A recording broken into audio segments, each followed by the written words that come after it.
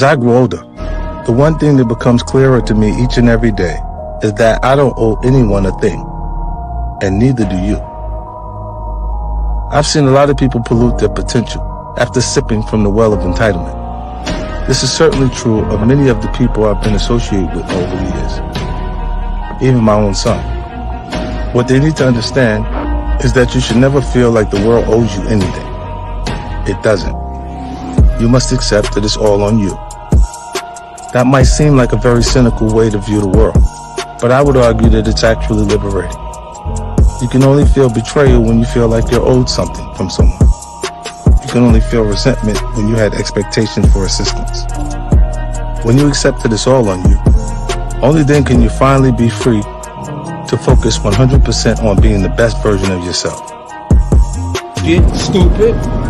Ain't no school for this shit. You gotta be smart enough to pick up the information as you go. Now the crazy shit is niggas that look like you doing something wrong. Why do wrong? Now motherfuckers say you crazy, niggas call me crazy. You know I be thinking when they say that? Niggas say I'm crazy, I be thinking, yep. I was crazy enough to believe what the fuck I was saying gonna happen was gonna happen. And that's why I was persistent enough and consistent enough to exist now. Feel what I'm saying? So explain to me, like when I'm coming up, niggas is like, yo, who won him? Like who he with? Me, nigga. By myself, now I do what the fuck I wanna do. You understand what I'm saying? Like the young niggas love me, they love me. You know why they love me? They think like me. Nigga, we the same, we come up the same corners, we ain't had much. You understand what I'm saying? You just gotta hustle, man. You gotta go hard, man. You see it playing games, man? Niggas got it, I'm gonna get it, trust me. I'm gonna get mine, I don't know about y'all niggas, you know what I'm saying? And niggas on bullshit. Real shit, man. Like, I mean, I don't even know what to say to niggas, man. I go to my hood, niggas like, yo, what up? I be like, nigga, get the fuck out of here, I ain't talking to this nigga. What the fuck am I talking to this nigga for? You know what my grandfather told me? You don't get as far as the motherfuckers you talk to for no reason. You'll be successful as the motherfuckers that you talk to for no reason. What I mean is, if you spending your day talking to a nigga that ain't got nothing going on, what the fuck kind of information can he offer you? Can he help you learn something? Can he teach you something in the conversation? Leave me the fuck alone, man. Y'all niggas...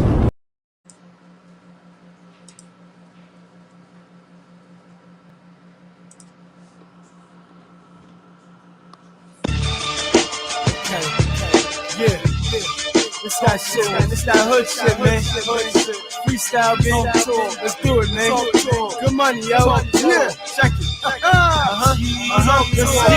I tear it down, build it back. I'm an architect. I tell you like Wu-Tang, nigga, guard your neck. I'm 9'6", odd, nigga, hard to check. You small time cause you scared to take larger steps. Don't drown in the water, nigga, take larger breaths. He out of shape, out of date, out of his element. Try basketball cause this rap shit's irrelevant. I blame his homeboys and shit that they just telling him. Like he fire, he the best, he the chosen one. But he trash, straight dirt, he ain't the only one. I know a couple though, a lot of new niggas. I ain't complaining, all I mean is more food, niggas. I am hood, I am ghetto, I am ignorant. I don't give a shit, plus we on some different shit. Side bet, 100 cash on my 5 or better. Ass bet and get the pelly knocked right off your leather. I'm from the gutter, everybody hustle, do your thing. I told you shake your ass and mama go and move your thing. How you like me now from that ass to right this out? How you like my style? I rep the hood, I got a while. You grew up in the trap with a bunch of mice. I grew up on the block where niggas sacrifice. Until we get the whole pie, we gon' have to slice. I got a midget that'll bother you for half a price. I roll with geniuses and y'all niggas ain't half as nice.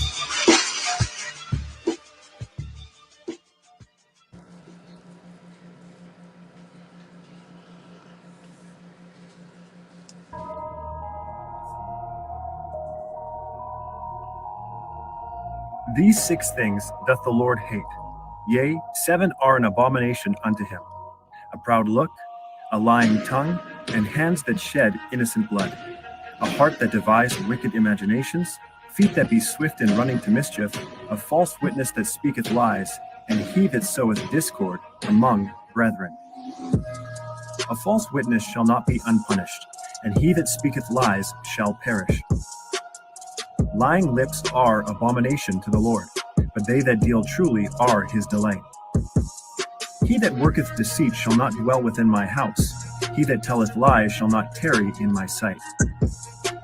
Lie not one to another, seeing that ye have put off the old man with his deeds, and have put on the new man, which is renewed in knowledge after the image of him that created him.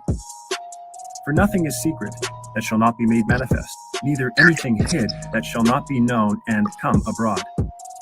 A lip of truth shall be established forever, but a lying tongue is but for a moment. He that saith, I know him, and keepeth not his commandments, is a liar, and the truth is not in him. Wherefore, putting away lying, speak every man truth with his neighbor, for we are members one of another. Ye are of your father the devil, and the lusts of your father ye will do. He was a murderer from the beginning, and abode not in the truth, because there is no truth in him. When he speaketh a lie, he speaketh of his own, for he is a liar, and the father of it. Thou shalt not bear false witness against thy neighbor. If we confess our sins, he is faithful and just to forgive us our sins, and to cleanse us from all unrighteousness. But the fearful and unbelieving, and the abominable, and murderers, and whoremongers, and sorcerers, and idolaters, and all liars, shall have their part in the lake which burneth with fire and brimstone, which is the second death. Be not a witness against thy neighbor without cause, and deceive not with thy lips. A false witness shall not be unpunished, and he that speaketh lies shall not escape. But those things which proceed out of the mouth come forth from the heart, and they defile the man. For out of the heart proceed evil thoughts, murders, adulteries, fornications, thefts, false witness, blasphemies. These are the things which defile a man, but to eat with unwashen hands defileth not a man.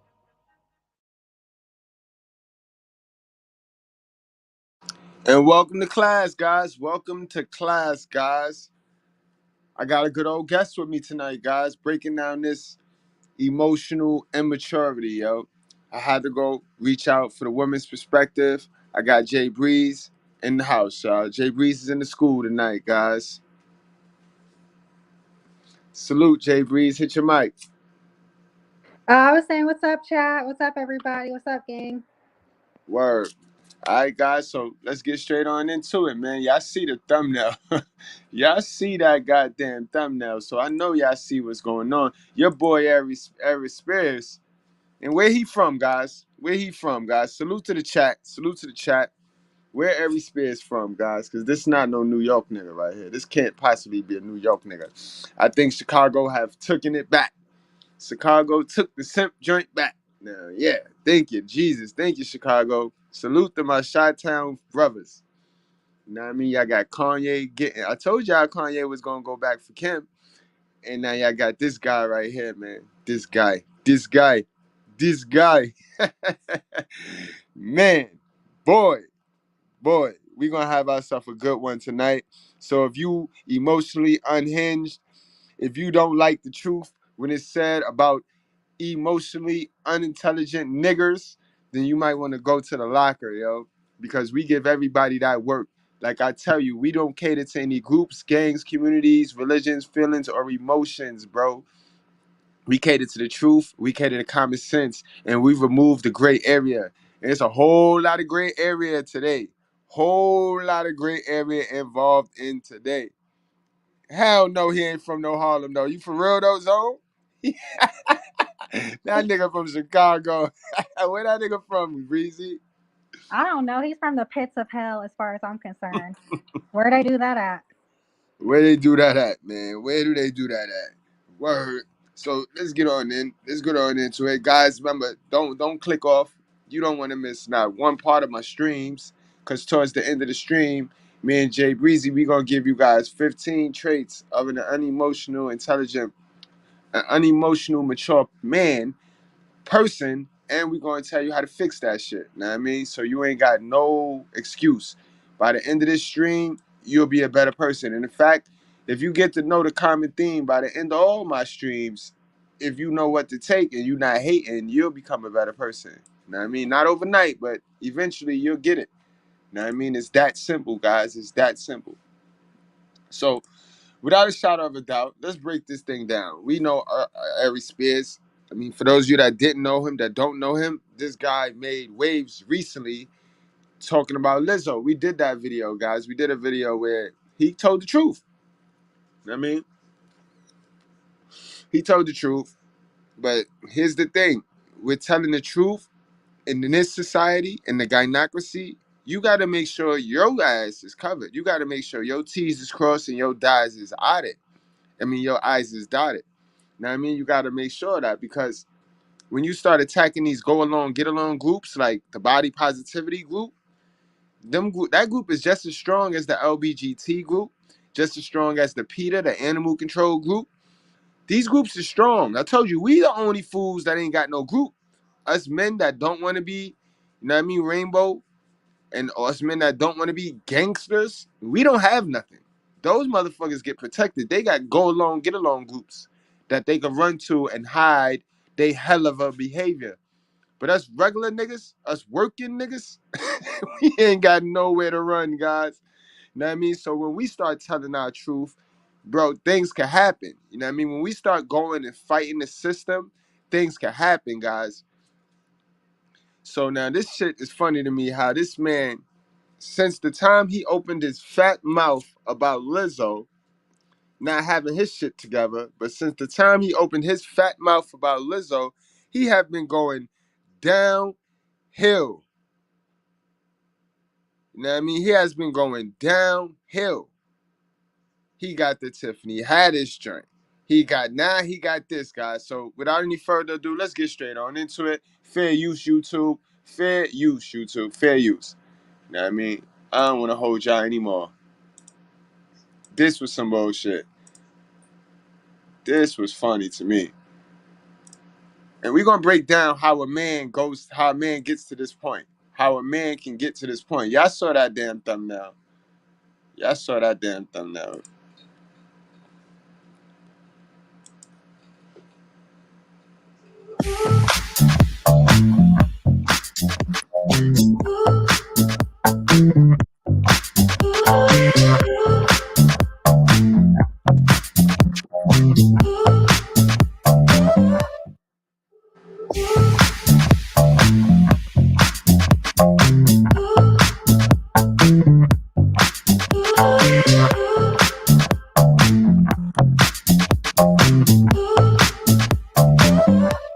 Only got one man, and this be my man. When I say my man, he really my man. I rep so hard from the north to the south. I remember one time I was in the only got one. Yeah, guys, y'all saw that, right? Now I be goddamn. I be goddamn, guys. Y'all see this? Y'all see this shit? Jay Breeze, yo. Jay Breeze, what's going on, Jay Breeze, yo? But this is just terrible, as you mentioned. He should never said nothing about Lizzo. They really broke, you know, I'm sorry. they broke my heart, and this is just embarrassing. This is unbelievable, man. Oh shit. Whoa. No way. Let me play that one more time. One man, and this be my man. When I say my man, he really my man. I rep so hard from the north to the south. Now this is the shit that I'm I talking remember one about. time I was in the This be the problem with most modern men, bro. Most modern men, they mistake comedy for stupidity, bro. And they don't want to let go of that old, dingy, mingy, dusty ass ego, bro. As a man, guys, part of our sacrifice is getting rid of that old ego, bro. It's all false, bro. It's all false. Look at this fool, yo. This nigga here. All right, man. I'm gonna keep it moving. Let's go. Let's break down now, because you see, when you open your fat mouth with an opinion as a person, now you allow other people to judge you. This is why God says you can judge people. So I don't know why women get mad at these panels and simple forces get mad at these panels. You're always judging. Our God said you can judge, but so long as you have judged yourself. Mm. You feel me? So if you're not looking in the mirror, then you can't say nothing about people. What you gonna say, Jay? No, I'm gonna piggyback on that. The Bible also says to have righteous judgment. So Right. an unrighteous man had no business opening his goddamn mouth. I mean, he wants to talk about somebody's weight, but you have a grown 200-some pound man on your back riding, you know. These are just the facts. I don't give a fuck how you feel. I done told y'all niggas before. Y'all come to my channel because you gonna hear the shit that niggas ain't trying to say because they sitting here pandering the shit. I don't pander to nobody. You know what I mean? I pander to God. And I done told y'all stop worshiping niggas, bro. Stop worshiping niggas, bro. The war not between us and the women, might I tell you. Sorry to be the bearer of bad news. The war is between us civil-minded, critical thinking men, and these goofy ass niggas like this, like the goofy ass nigga, like I just showed y'all on the screen. Hold on, let me pull this goofy ass nigga up in this position right here. The war is between us and these get over the goofy niggas, bro. Get over goofy niggas, bro. That's what we call these niggas. Get over goofy niggas, bro. Niggas that refuse to throw in that old ego. You know what I mean? The know-it-all niggas. You know what I mean? The goofy niggas. Look at this nigga. These are the pookies, though. These are the pookies, bro. He's a part of the goof troop for sure. You know, you talk about throwing it in. He's trying to throw that ass in a circle, and he looks cool doing it, quite honestly. Look at this, yo. Look at this shit. Y'all gotta play this shit one more time. YouTube, fair use, yo. Fair use. This is sad behavior. But this motherfucker get up there and have 1,000 jokes about a winner. You see how niggers is, bro?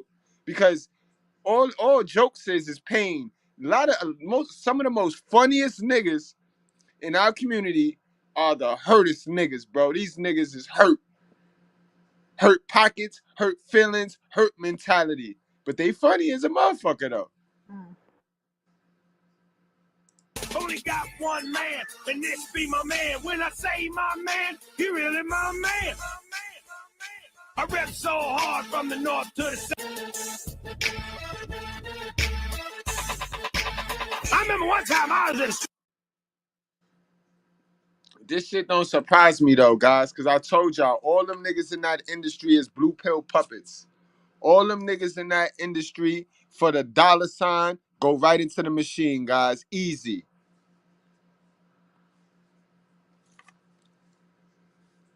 That nigga look just like that nigga. The nigga in the machine look like he could be Aries Spears.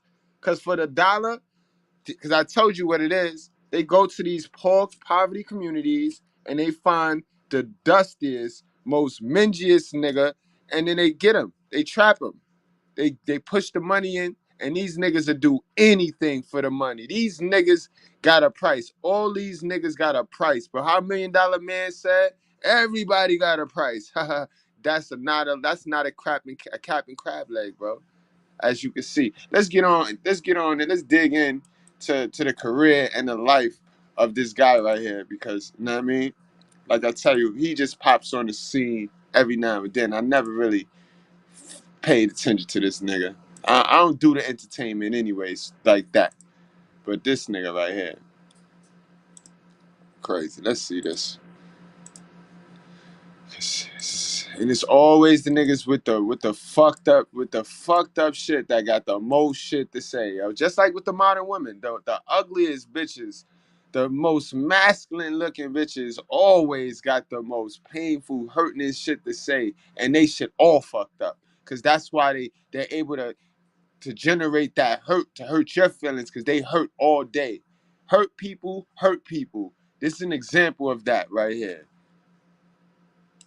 This old mook ass nigga, yo. This nigga, masculinity is dead, bro. Dead.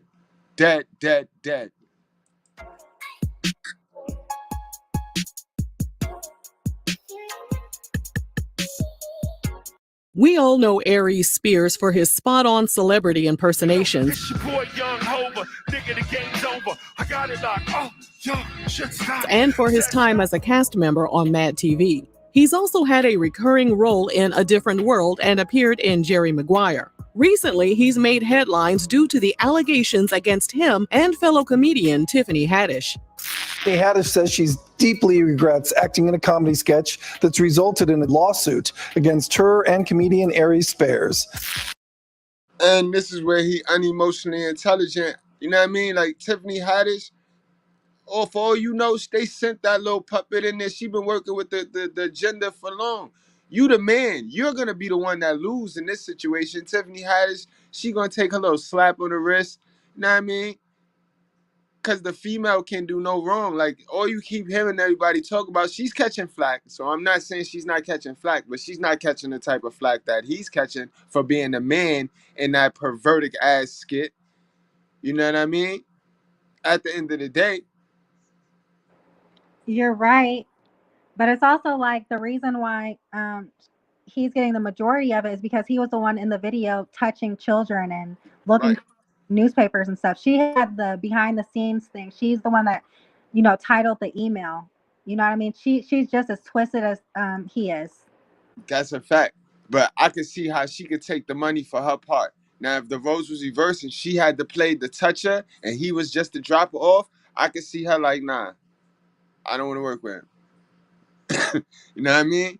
It's crazy though, but when you thirsty for cash and you thirsty to stay in that spotlight, because now you a slave to Hollywood and you a slave to a lifestyle that you created for yourself. You know what I mean? It's on. You would do anything. The children cannot get uploaded without a consent. First and foremost, our children and our elderly and our women have to be protected, starting with our children. They are the most vulnerable. They can't speak for themselves. The countless news stories prompted us to dig a bit deeper into Aries' private life, and we discovered that his dating history is a hot, stankin' mess. This is a story about love, marriage, divorce, reconciliation, an alleged mistress, and voodoo threats. You're going to need something to munch on for this one, so head on over to rrgsnacks.com, our online concession stand, and scoop up some turkey, beef, and bacon jerky, buffalo wing popcorn, and butter toffee peanuts. In 1997, Aries became a cast member on Mad TV, and sometime around 1998, he and a woman named Shalane Turner welcomed a baby girl named Jazz. We're unsure of the dynamics of their relationship, but by 2003, Aries was popping up on the red carpet with a woman named Frankie Rivera. Things with Frankie didn't last either, and at some point, he met a mother of two named Elisa Laregi. They began cohabitating, and in court docs obtained by RRG, things started to go downhill around 2008. Elisa told the court that Aries lost his temper with her daughter, who was 3 at the time, resulting in her daughter allegedly having a popped blood vessel in her eye. Elisa went on to detail a history of Aries putting his hands on her and verbal altercations, but their relationship continued, and she gave birth to their son Jordan in December 2009. Less than a month after welcoming their son, he and Elisa allegedly got into a physical altercation, and Elisa revealed that Aries was locked up on a domestic charge. They kept chugging along and became husband and wife in December 2010. Over the course of the next few years, Elisa detailed their living situation, which was a complete nightmare that put her and their children's lives in danger. In February 2013, All right, guys, just so you have an idea of the background of this man. So this man had a tumultuous background with women. This man's fucked up with the women. He not great with the women. Clearly, the only reason why he had a chance to deal with the women is because he got that bag from early. You know what I mean? Being on the shows and shit. Being in Hollywood from young. But you see, he fumbled the bag. He fumbled the bag. Jaylen, anything you want to add to that? Right. One thing that I wanted to say, like I heard in the video that something happened to the child and she busted a blood vessel. He's abusing children. He's been abusing children. And for that mother to go ahead and get married to him after the fact, shame on her. That's how the moms put the fucking kid in the risk, because she chasing that bag that he got. Whether she trying to extort him or not, she's still standing there taking that, letting the child be the fucking barricade for her stupidity. But again, guys, the kids is what we here for. This is why the kids be unbalanced. The fucking parents be stupid, yo. Right. 2014, Elisa had had enough. She filed for divorce, citing irreconcilable differences. Days later, she filed a restraining order against Aries after he allegedly threatened to hit her with a baseball bat. She asked for full custody of their son, who was 3 years old at the time, and according to TMZ, Aries willingly gave up custody of the child in March 2013. He also agreed to stay 100 yards away from Elisa. Elisa ultimately decided to relocate back to Florida with their son and her other children. She was only making a little over $1,300 per month, and despite leaving Mad TV in 2005, Aries was bringing in close to $50,000 per month. So he was on the hook for all of her expenses, and there were some. Exactly. That's why they be with the nigga right there. That's why they be with the nigga. And the looks of it, he wasn't that bad looking, yo. Like, the nigga fell off. Like, he ain't. We get on these panels, guys. Yo, guys, hold up, guys. Give me 10 push-ups right fucking now, bro. Let's Like, go, guys. Give me 15 push-ups right now. Hold on. Let's take a little pause. Ladies, while we do these 15 push-ups, y'all share this live in your phone, in your Rolodex. Find 3 people, 3 contacts you can share this live to. Share it to them, and then share it on your social media platforms. Fellas, let's hit the deck. Let's get these 15 push-ups out the way. You know what I mean? And we're going to try to do this every time we go live. You know what I mean?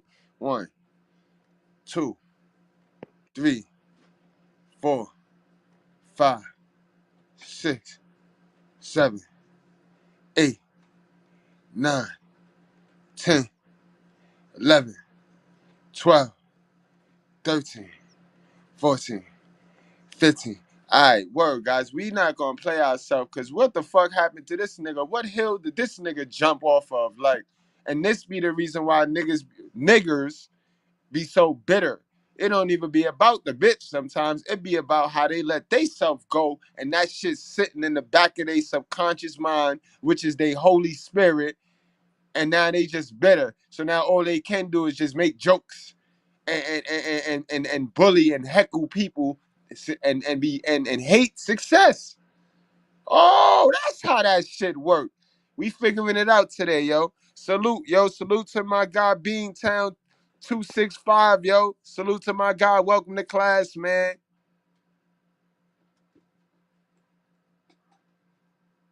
Now this Aries Spears right here. This the Aries Spears. This shit crazy. Very specific requirements put in place by the court.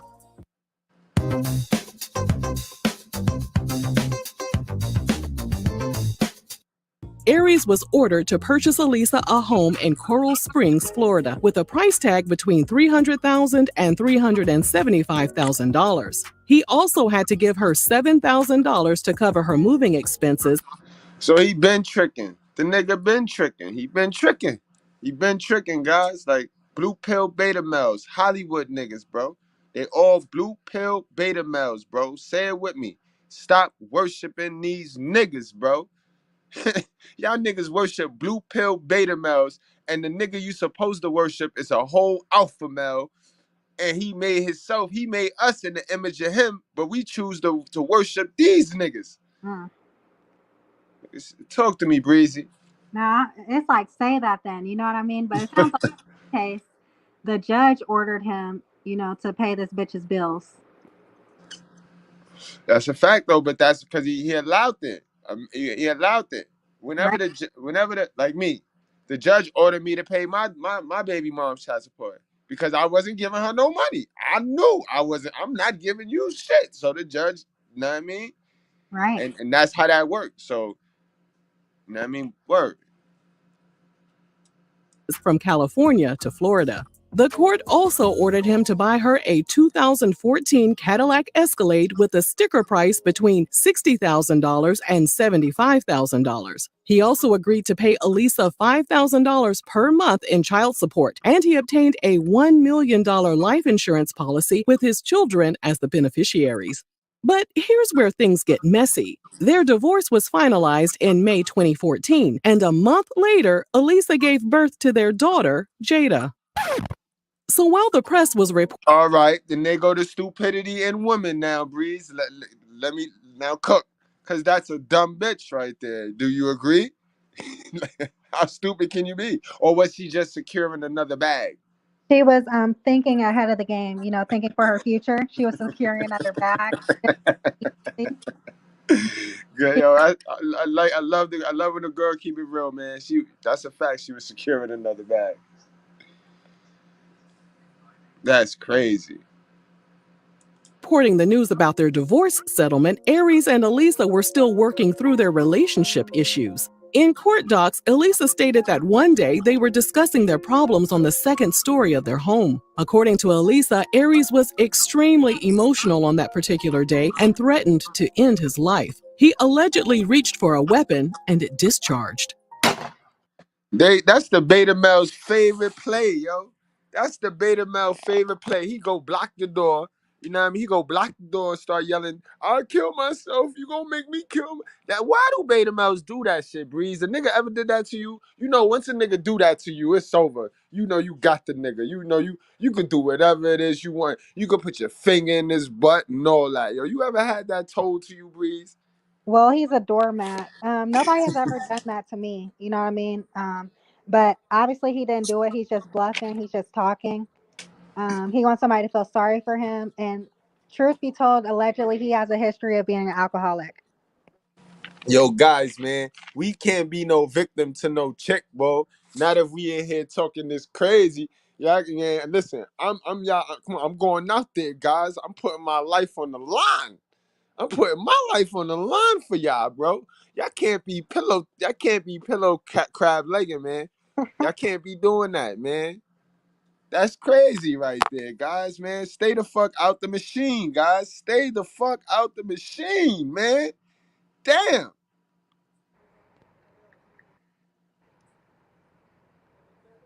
I mean, just based on what he was going through, I can understand why he hates women. But that don't mean you have to do all this fun boy stuff. It's crazy. But you gotta understand too, when guys that's immature, they know they ugly and they know they lack certain things that they need. So when they get the bread and the girls start to use them for the bread, they just worry, they just care about the girls. They just like the access to the girls. So they'll do anything anyway. That's how that works. But there's so many women. Thankfully, the bullet. Yeah, but the quality of women, like, I mean, he had some alright chicks. I seen they looked alright. None jumped out on off the page. You seen one that jumped out off the page yet?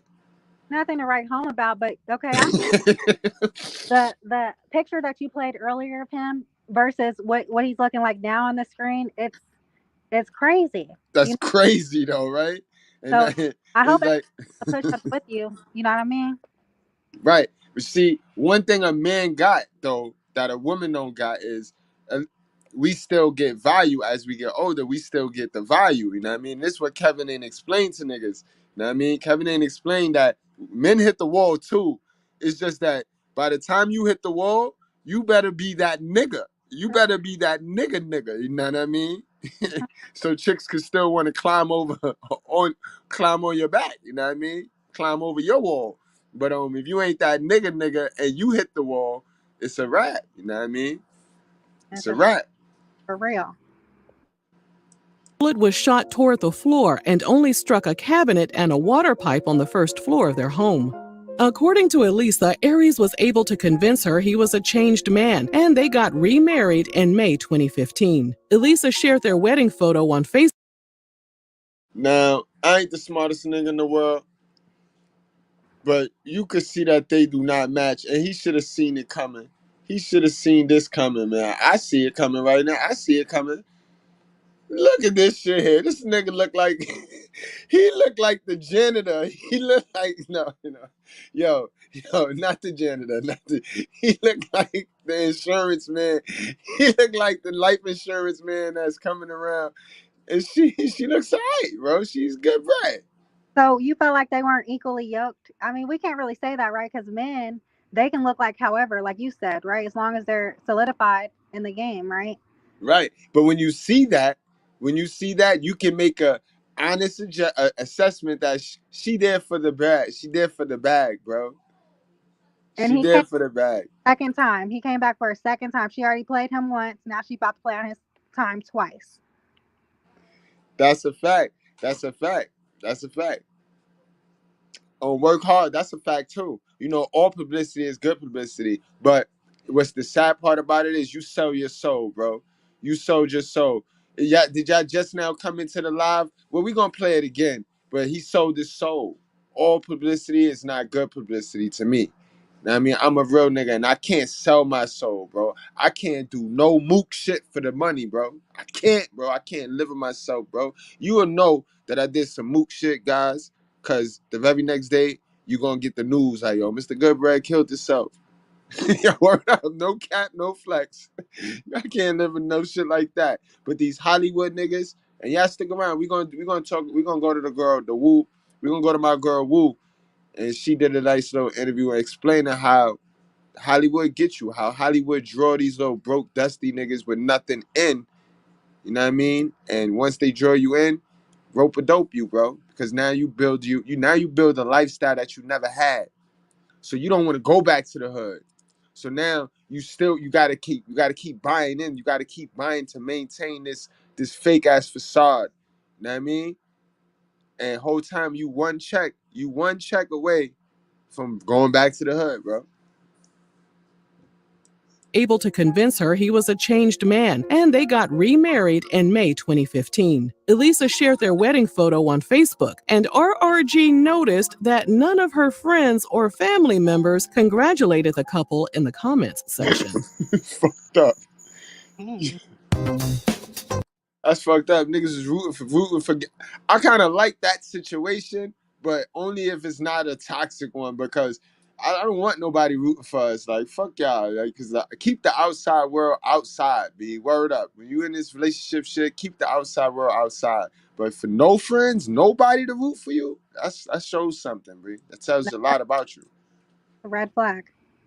The relationship continued to decline. Things got so bad that Elisa claimed Aries began monitoring her every movement. In her court documents, she wrote that Aries, quote, checks the camera remotely and then becomes...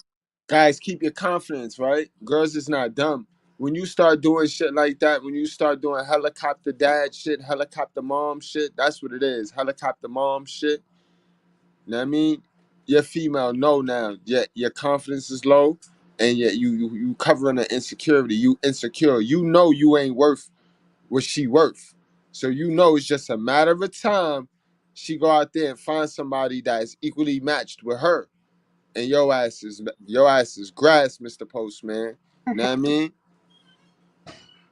But guys, stay woke, stay confident, all right?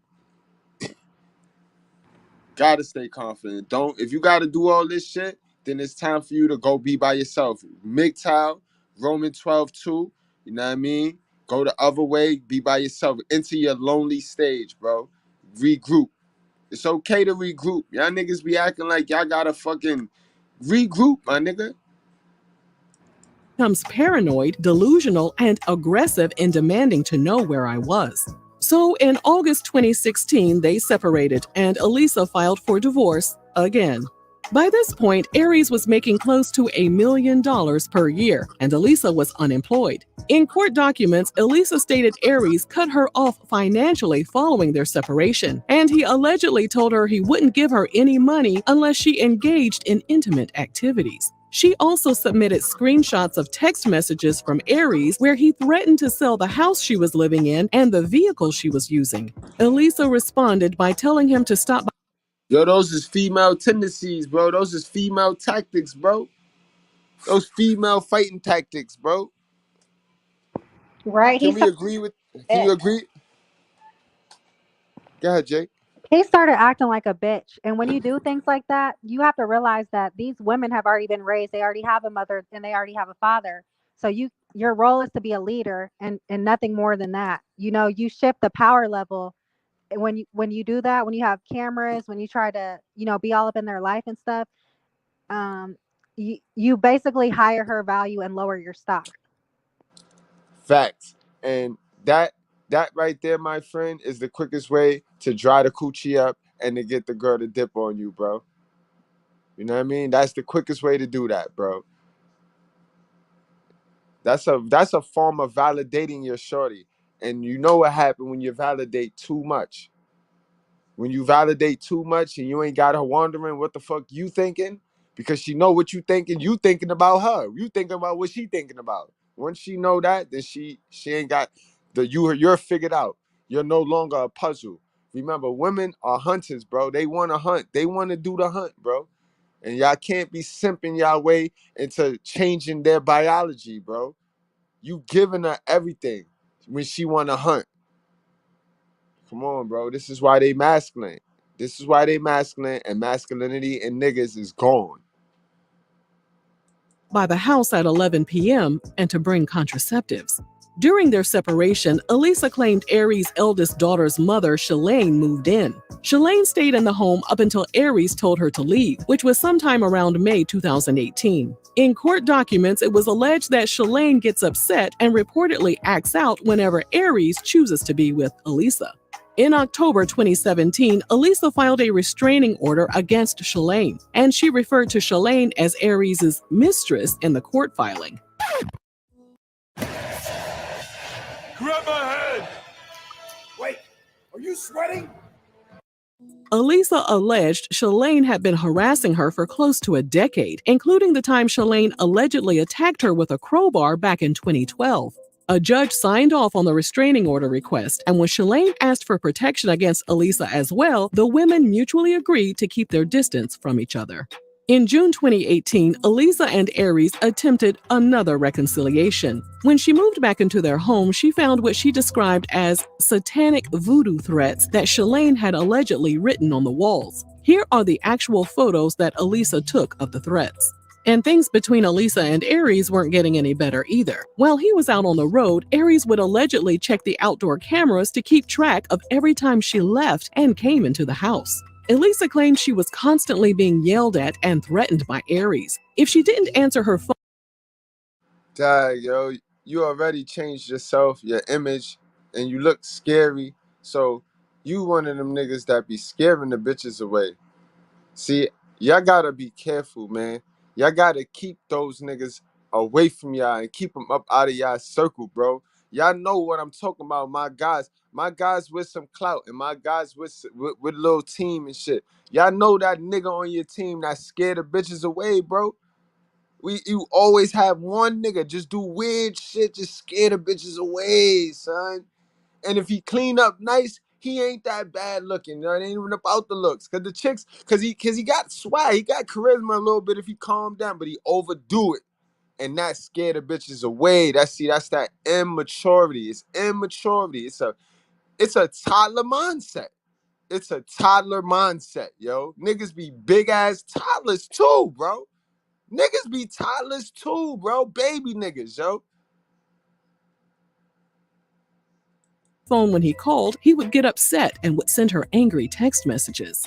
In November 2018, the couple filed for divorce again. And a week later, Elisa filed another temporary restraining order against Shalane. Elisa claimed that when Aries found out about the restraining order against Shalane, he made physical threats against Elisa. So Elisa filed a restraining order against Aries as well, on behalf of herself, the two children she shared with Aries, and her daughter from a previous relationship who was 14 at the time. In court documents, Elisa described Aries' erratic behavior and claimed he smokes MJ and drinks tequila and vodka daily. To back up her claims, she submitted a ton of evidence to the court, including... Oh, that's what you were saying earlier, Breeze. You were saying about the alcoholism and the vices. You know what I mean? You got to control the vices. Absolutely. That's crazy. Word, guys. Like I tell you all the time, getting drunk is like falling in love. They the same. They the absolute same thing, bro. It's okay to drink and it's okay to love, guys. But when you start getting drunk and you start falling in love or you start loving shit, that's when you got. You know what I mean? You see what you do to yourself and other people when you drunk, and you see what you do to yourself and other people when you in love. Niggas get in love and kill bitches. Niggas kill theyself over love, bro. Shit crazy. And for somebody, bullet holes. Nope. Go ahead. I was just gonna say, for somebody who is going through a lot and they haven't dealt with that trauma, they haven't treated that trauma, it's not okay for you to drink, because all it's gonna do is highlight the bad qualities that you already are doing. Like, you're already monitoring women, you're acting like a woman. All that's gonna do is bring the bitch out of you. That's a fact.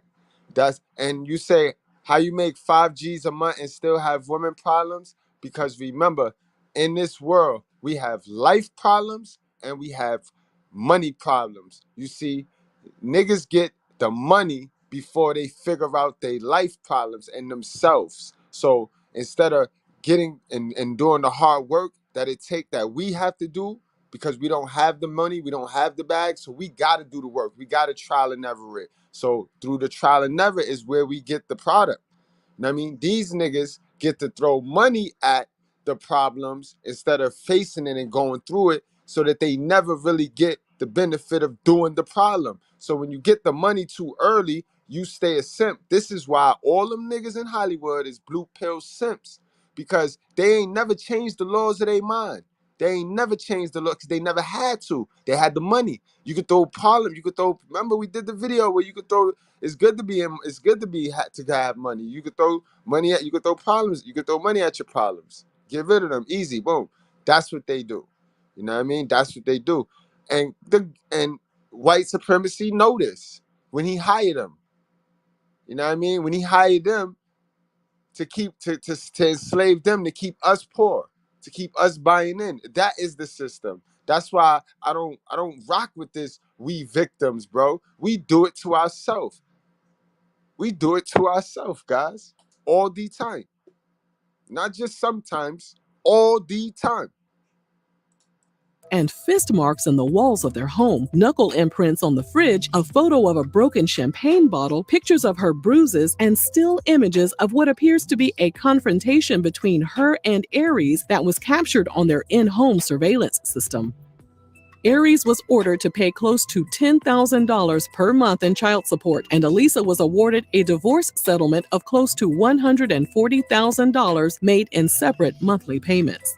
In 2020, Aries co-hosted the Adult Video News Awards, and when he showed up on the red carpet, guess who was his date?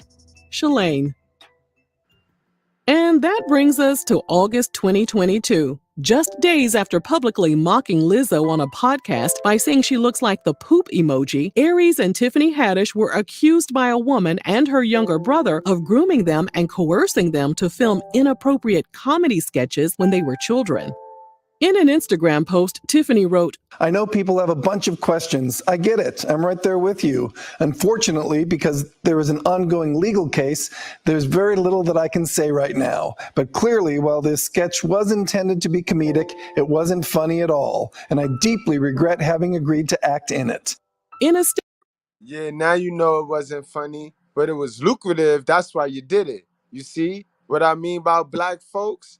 See what I mean about these niggers? They so much care. They care about they self, guys. They care about they self. They don't care about us. So why do we worship these people? Why do we play this, feeling sorry for people that don't not feel sorry for us? They screw us over, bro. Niggas get so fragile when you tell the truth nowadays. They get so, you always judging. Oh, you always talking down. You always talking bad.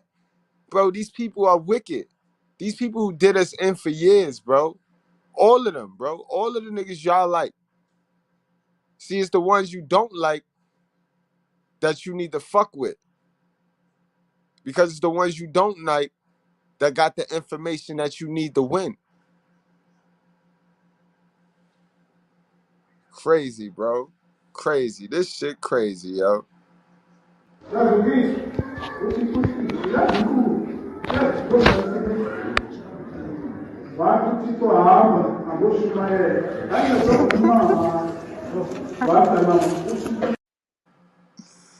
Absolutely fucking crazy, yo. Statement, Aries' lawyer said her client, quote, isn't going to fall for any shakedown. We'll have to wait and see how this case plays out and which lady will be by Aries' side when it's all said and done. If you enjoyed this video, let us know down below, and thanks for watching. That was some sad shit right there, man. I can't even say I enjoyed that shit. That was some sad shit right there, Bree. But for those of y'all that just now joined the class because you're late and you ain't set your notification, we got to go back and we got to play what brought us to the dance today, and then we going to get off of that. You know what I mean? I don't even like to play man, listen. Don't try to dox me. I'm doing it because of the content. Y'all niggas need to get the content. But if it was up to me, man, I don't even play this shit. I don't even play like this. I don't, know what I mean? I don't bash. I mind my business when it comes to their world and when it comes to their land and shit. You know what I mean? Fuck these niggas. But at the end of the day, I'm here to deliver the content, and this shit was disturbing. Just disturbing.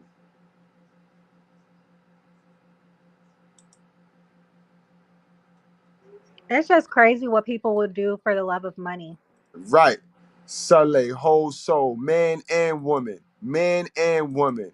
Now, that's white supremacy. That's white privilege right there. That's white supremacy made him do this.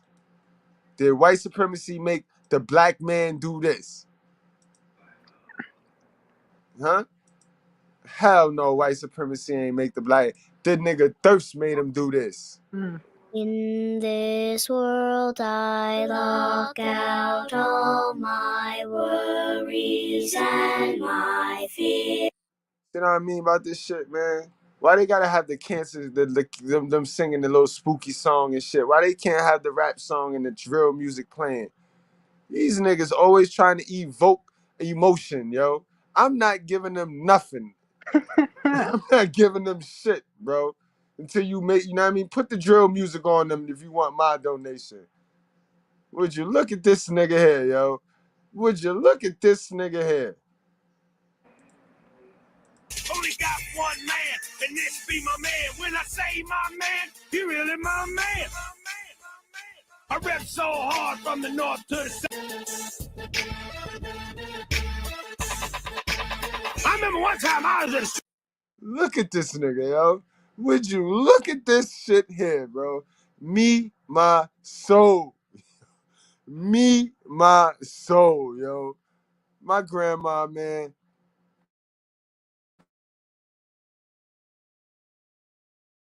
You dirty bitch! Look what you've done to my peonies! They're marigolds! Good God, I think she's right. They are marigolds. I may not know my flowers, but I know a bitch when I see one! I know a bitch when I see one. The Mel Jezebel spirit. This is it, yo. This is it. Watch these new niggas, yo. Watch these new niggas, man. They will do anything for some attention and some money, yo. Speaking of, do y'all remember this clown? I had to bring it back to this clown, man. This was some funny shit here.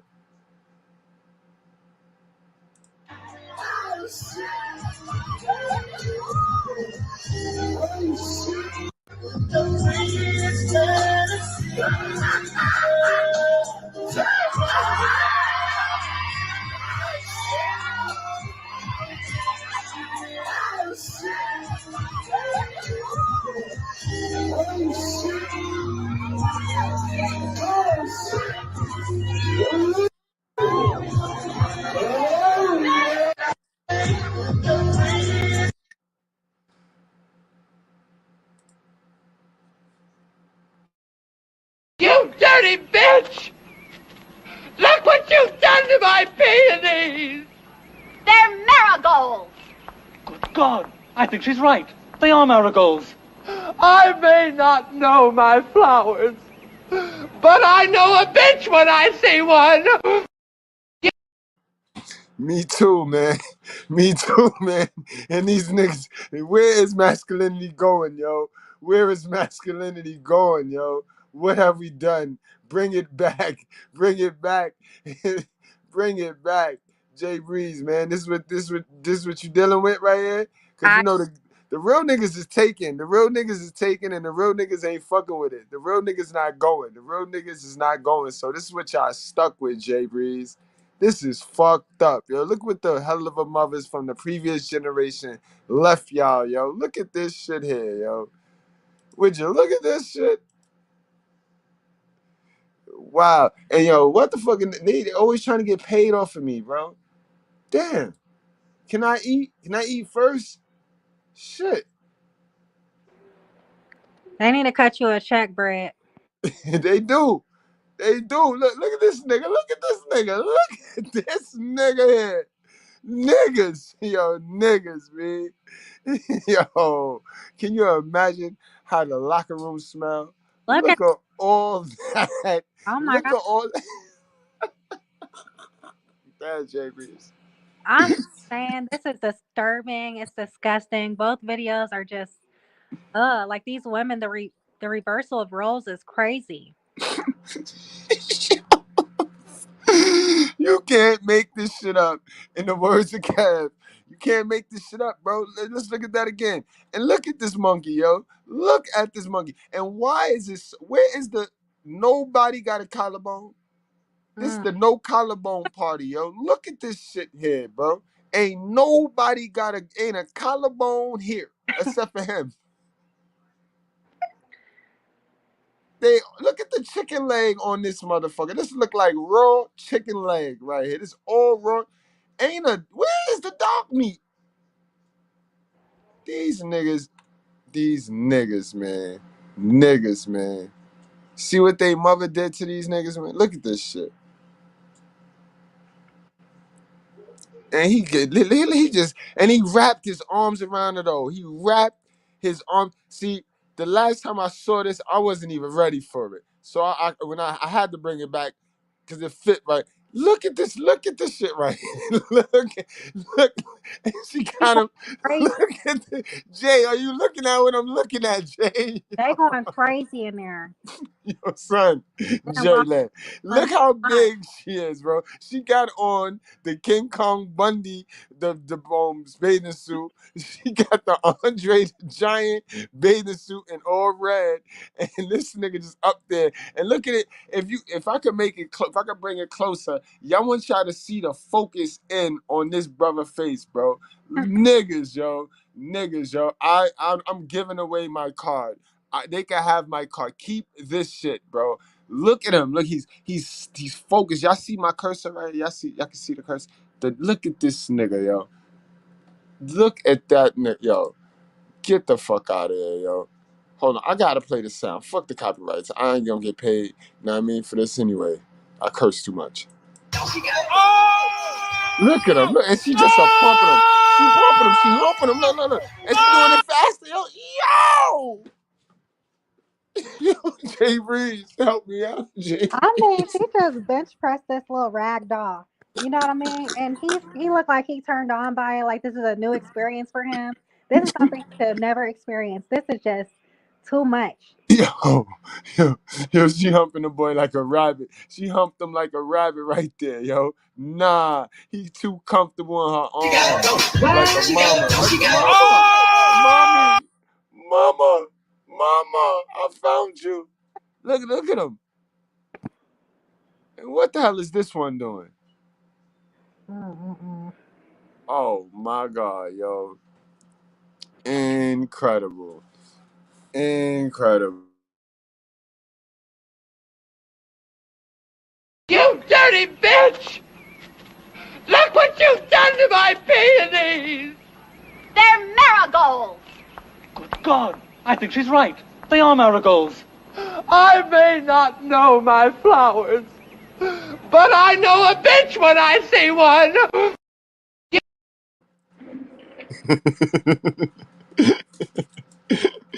It's on now. And I got one more now. Before we get into some education, before we get back into the educational part of the show. This shit crazy, yo. Can you believe this shit, guys? This is a motherfucking transsexual right here who's getting mad that niggas is hollering at her. Him. Her. I don't know. But y'all figure it out. I know Aries Spears would get it. Aries Spears would take it down. But would you see this shit? Look at this shit here, bro. Decided to walk my dog today, and this walk has been a whole mess.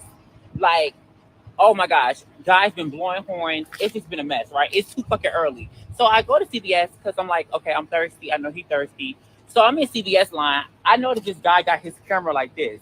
So when he noticed that I noticed him, he like, oh yeah, you had a fire body. My response was, yeah, bro, thank you. Thank you, bro. Good looking, bro. Cause yeah, I'm not going home with that no more. Everyone gonna know y'all homosexuals. Now, here's my thing with them. Why do they do things for attention, then they get the attention and then be mad at the attention? That shit don't make sense to me, yo. They stupid, yo. Right. And he had it right from the beginning. He said he went to the CVS because he was thirsty. You know, so he was thirsty. Somebody thought it was a woman, so they looked. And then he or she called them gay. Like, Right. Like, you just tricked me. Like, my nigga, you just tried to trick me. You tried to pull a fast one over my eyes. right. Mental health, though. It's definitely mental health. Definitely a whole lot of mental health going on in this world. But due to what we figured out earlier today, you know what I mean, the micro chimerism, we know why. We know why now. We know why the mental health is what it is. It's bad. Real bad. All right, so let's get into the educational part of the show, guys. Y'all already know what it is. We're going to our girl A Luxy. We're gonna break this thing down, guys. Cause I need you guys to get up, get to it. Get to it. Word. You know what I mean? We come to be emotionally intelligent all the time, guys. Salute to the chat, man. The chat rocking tonight. We got a good chat tonight. Hey, C Fave. What up, C Fave? We in the house. We in the house. C Fave, yo, you got time? If I drop the link, can you get on? Can you get on? Where's Tito? Where Tito is at? Where Tito at? Facts. Where the fuck is Tito at, man? This will be a good episode for T.O.B. Word, guys. So let's get out of it. Let's get out of this emotional immaturity. You know what I mean? Breathe, guys. Breathe. These are the facts. This is the information that the white man don't want you to have. You know what I mean? I stole this information from Bro Fessa. You know what I mean? So don't tell them. Because, you know what I mean? The white man don't want us to have this type shit. They want us to stay poor. You know what I mean? We want to block information. We want to protect our peace by blocking new information and shit. But this is the information that the white man don't want us to have. So do not argue with me, guys. Ask questions, if anything. But don't try to argue with me. You're just going to prove me and this video to be absolutely 100% right about your emotional unintelligence. Let's get it. You think of yourself as a perfectionist and use that as an excuse to never get things done. You keep lying to yourself because you never took the time to self-reflect on what you're actually doing. A rookie mistake is you confuse being smart and well-spoken with being mature. You say you're just passionate or hot-tempered, when in reality, you're like a baby when the toy is taken away from you. Emotionally immature people have already taken offense to this and being triggered by the video. That's a fact. That's why I asked y'all to breathe real quick. Breathe. All right, I need to fix that screen too. I was like, what the fuck, shit all blue and shit? Like, what the fuck I do? But yeah, y'all breathe, yo. Like I said, this is YouTube. I know this is the internet. So the internet is designed to be trollish. Like, niggas really don't want no motherfucking education. Niggas want the entertainment. Niggas want me cursing, talking about bitches all day and shit. But nigga, take in some new information, all right? Don't be a dummy. Let's get it.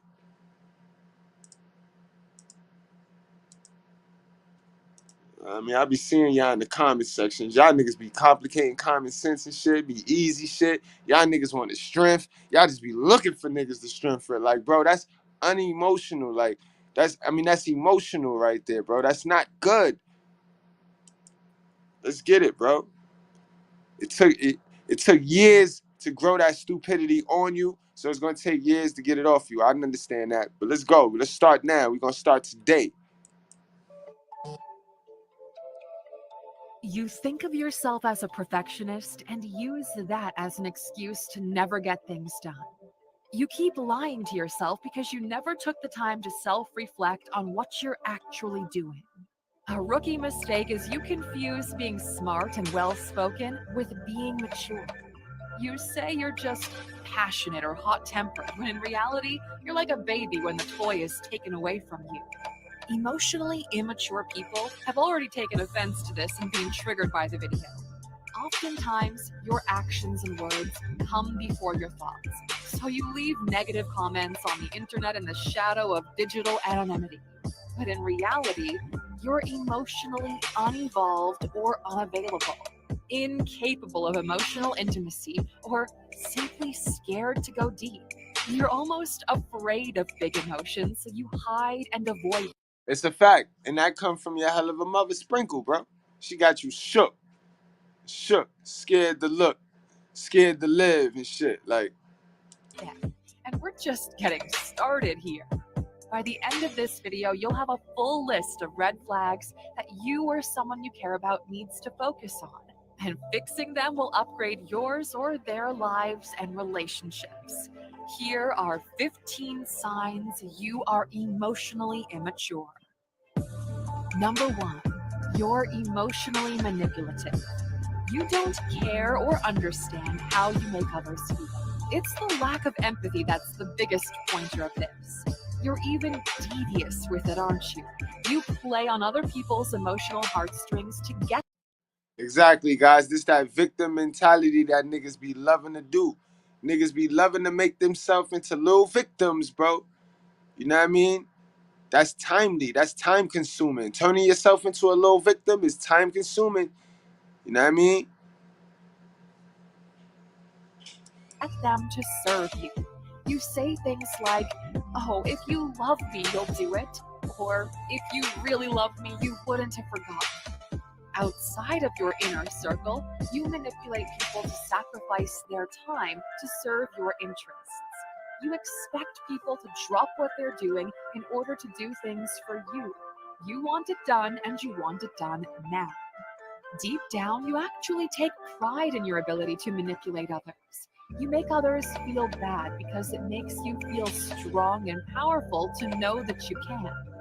Emotionally immature people never take the time to self-reflect on why they inflict emotional pain onto others. Number 2.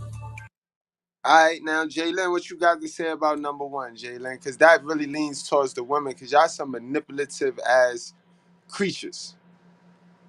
I would agree with that, but I think that's just what humans just do in general. Like we all want what we want, so we do different things to get our desires. Just like when people are at work, they do things to get a promotion, and maybe underhanded things, but we all are manipulative, but we just make sure we don't use it for evil if we can. Fact. You refuse to apologize when you screw up.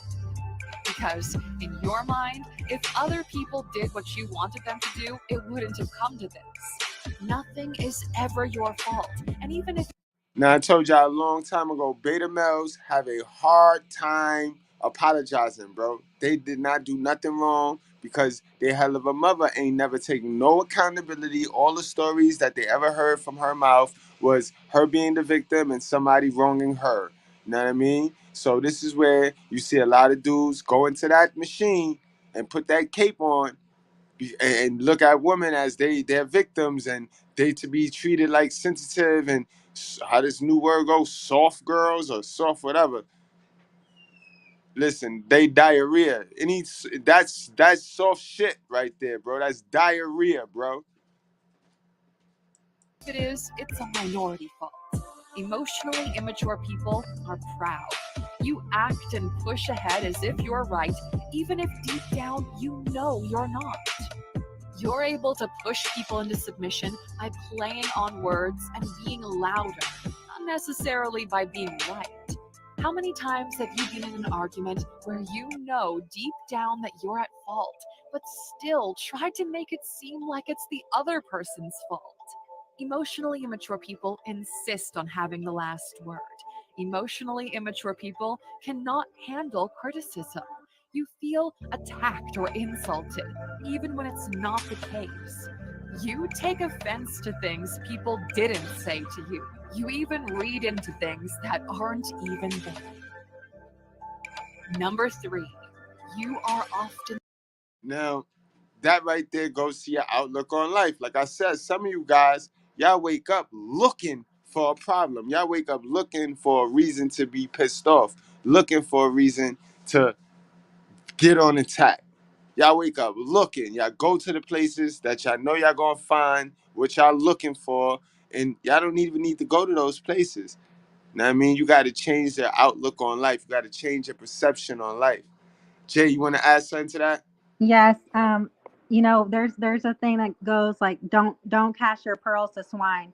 And that can simply mean like, this conversation is not working. Let me walk away from you because it's not worth it to go there. In terms of like arguments and stuff like that, we have to take accountability and know when we're wrong. We have to be able to listen to others and know that somebody is wiser.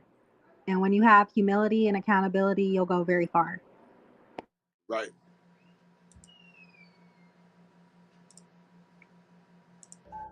Number 3, you are often the victim. You say things like, you did this to me, or look what you've made me do. Instead of admitting that you made a mistake, you deflect it onto others. You were probably raised by emotionally immature parents who blamed you for everything. So now as an adult, you feel like things are happening to you. You use the trauma of the past as a get out of jail free card. In some cases, you feel like a burden. You feel like you have to go around fixing other people's problems. You are a victim by choice. You can choose at any point to change, but you're comfortable in the victim position because you like other people feeling bad for you because it makes you feel seen. Number 4. Exactly. You used to getting the participation award. You used to getting that reward that come with being the victim. You know what I mean? This is why you see a million bitches on Facebook with their little sorry ass posts, know what I mean, clamoring for advice. But they want the advice in the form of gas. Like, oh, he shouldn't have did that to you, girl. This and that. And this is why you see a bunch of niggas, likewise, on social media, capping and crab legging, talking about some shit that happened to them in 1996, some shit a bitch did to them in 1997 when this simp culture wasn't even live and present. You know what I mean? What you want to add to that, Jade? I mean, that when I heard that and what you just said, it kind of reminded me of the conversation you had with that guy when you did the breakdown yesterday. Right. Because he was unwilling to listen to you, like to let him know about his past. You even talked about how he joined a gang and about his mother, his upbringing and stuff like that, but he was not trying to hear you. He didn't have an ear to hear. You know what I mean? So. And that's what it is. You only enjoy talking about yourself. Other people are boring, aren't they? Why waste time talking about their trivial lives when everything happening in your life is a lot more interesting? Emotionally immature people are self-centered. They're usually narcissists. You love talking about your successes, but you refuse to talk about your mistakes or your past. Unless the conversation puts you on a pedestal or in a good light, you're not there for it. You know you're emotionally immature if you feel the need to one-up others. You talk a lot. Even when people open up to you about their problems, you immediately make it about yourself and your past experiences. You're quick to offer advice, even when people only want to vent because you're unable to read the situation properly. Now that's a fact, yo. You can't be about yourself. You can't be about you all the time, guys. You gotta listen to folks. You know what I mean? You can't make it about you all the time, guys. Shit not gonna work. Shit not gonna work like that. I mean, you're gonna become disliked. And again, it's not about being liked. but that's the quickest way to be not liked, bro. You want to add to that, Jay? Yes. Welcome to the Dirty Folks podcast. Oh, is this your show, Mr. Red? Yeah, you. God damn it, yo. I left the door open for that one. Wide the fuck open for that one. Number 5, you never spend time with yourself. You can't be alone or stay still because the things you've bottled up will come to the surface. The past is the past unless it serves you. You don't want to open up. You don't want to talk about your past. You don't want to feel like you're put under a microscope. Why?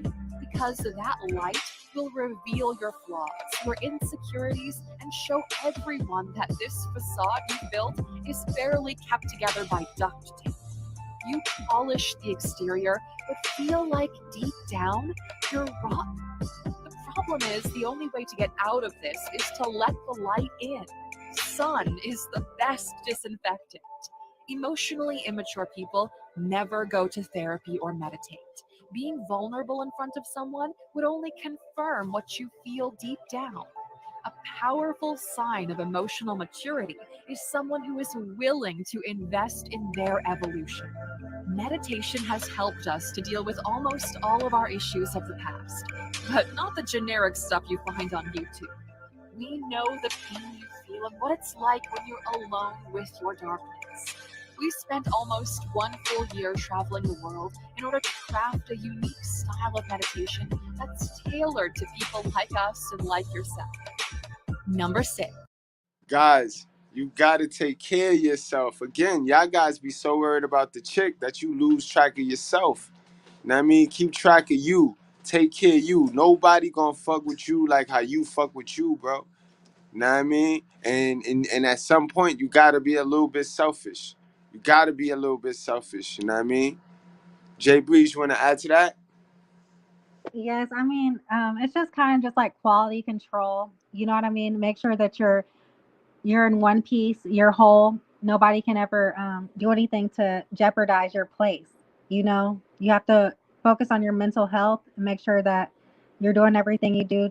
You know, I don't know. I basically just focus on yourself because nobody else can do it for you. You can't help anybody without helping yourself. Thanks, guys. And y'all got to stop looking at it like therapy is not an investment to oneself. That's one of the best investments you can do and you can spend on you. You know what I mean?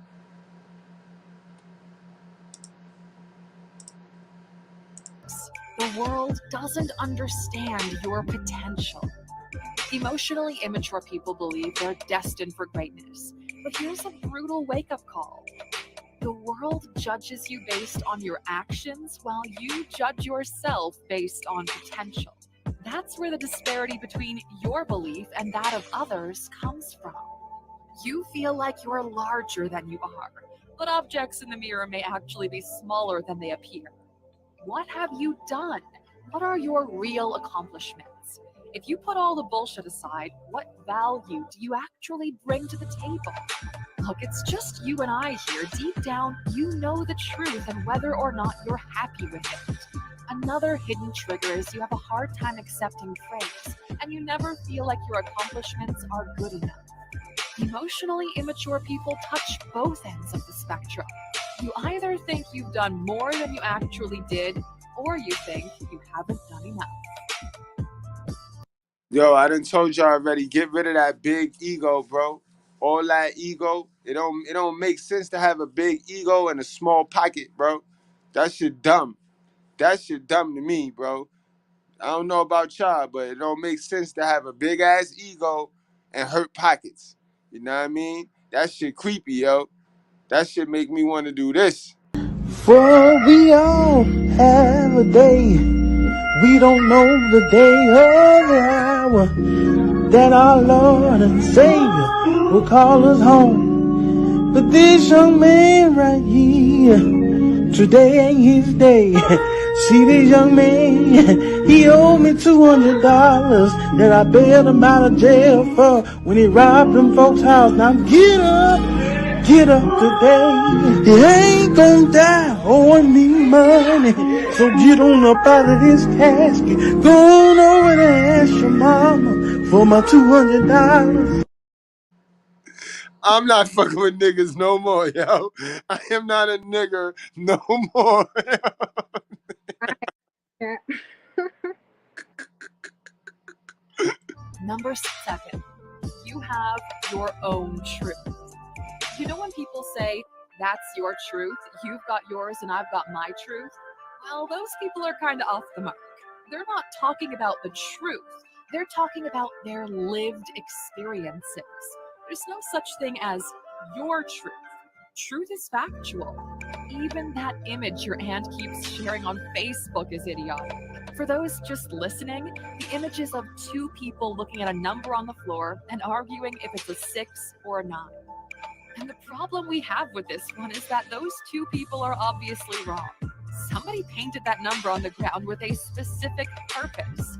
Either ask the person who put it there or look at how it aligns with the other numbers. Truth is revealed by factual foundations and purpose.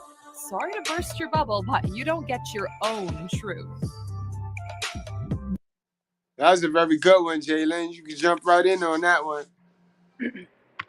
As you guys say, facts are facts. You know, Yep. feelings nothing. Fuck your opinion. That's fact. That's fact. Feelings are not the facts, so that's it in a nutshell. Number 8, other people's success bothers you. Emotional immaturity makes you jealous and envious. You think others are less than you are, but are getting more than what you're getting. You believe there can only be one winner. You think with a scarcity mindset. In your mind, if they eat, you will starve. You believe life is unfair. Emotionally immature people feel like they're in competition with the world and often feel like they're falling behind. So in order to make up for the lack of real achievements, you tell everyone about your plans and want everyone to celebrate them as if you've already achieved these things. Right, guys, I told you, come about that delusion. You know what I mean? Come about that delusion and shit. You're not under your mother's delusion anymore. You got to create your own reality. You know what I mean, guys? And what another person eat don't make you shit, guys. Dead ass. You know what I mean? That's that. It's not enough to go around shit that they programmed you with. That's a lie, guys. You know what I mean? Everybody got their own piece of the pie. Yours would just be up the hill waiting for you when you decide to climb. But don't worry about niggas that's climbing, bro. Don't worry about it. Breeze? Yeah, like there's there's only room for one sheriff in town mindset. You know what I mean? But it's kind of like, you know, if you're in a circle, everybody's gonna eat. You know what I mean? If you're not hating on nobody, allow everybody else to shine. You know, because that doesn't dim your light. Facts. Facts. I agree with that. You want people to clap for your effort. Number 9, you say that work-life balance is important to you, but you're always working. Emotionally immature people bury themselves in projects so they escape dealing with real issues. Some of you find comfort in work and being busy. Too many of you are always busy but never productive. If you're not in your project, you feel lost. Work-life balance implies a quality of life. Emotionally immature people procrastinate and fill their time with meaningless consumption. You don't even like the TV shows you waste hours watching.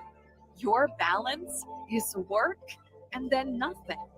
The reason why we point these things out is because you lack the internal maturity to realize what you're doing to your life. Deep down, you feel like something isn't right, but you're just not yet mature enough to do something about it. Number 10, black and white mentality. Now this one, y'all know I ain't never really disagreed with my girl A-Lux, but I slightly disagree with her on this right here. You have to have a black or white mentality, because when you start to operate in any gray area, you wasting time, bro. You wasting time. Pick something. Because whether you pick the right thing, then you own it. You're ahead of the curve. If you pick the wrong thing, then you could begin the fix up faster than sitting there playing in the gray area, not getting nothing done, staying stagnant. Gray area equals stagnation. Stagnant people turn to haters. Go ahead, Jay Breeze. Well, I think I'm in agreement with you on this. Anytime in war, you cannot stand the middle ground. We have to know who's an enemy and who's on our side at all times. Facts. Great way to put it. I like the way you reference you. I like that one. That was a good one. It's either your way of doing things or not at all. Emotionally mature people believe in only one answer that they alone hold. They hold their point of view as the singular truth. They become annoyed at the mere suggestion of alternative perspectives, even if other perspectives might be more valuable or efficient.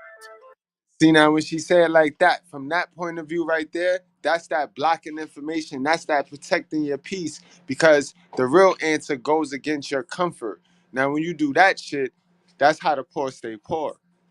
That's exactly how the poor stay poor. That's Right. how you white supremacy yourself. You see what I mean? You playing games with yourself. Ain't no such thing as white supremacy anymore. Your white supremacy lies between your eyes.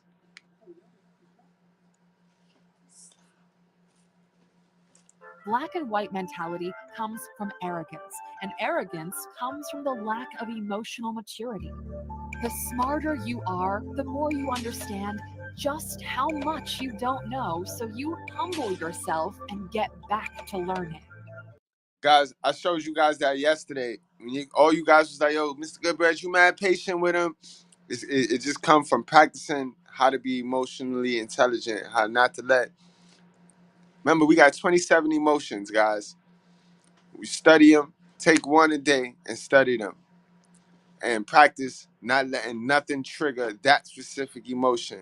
And you keep practicing on all 27, and you'll be stellar and stiff and stoic like that too, bro.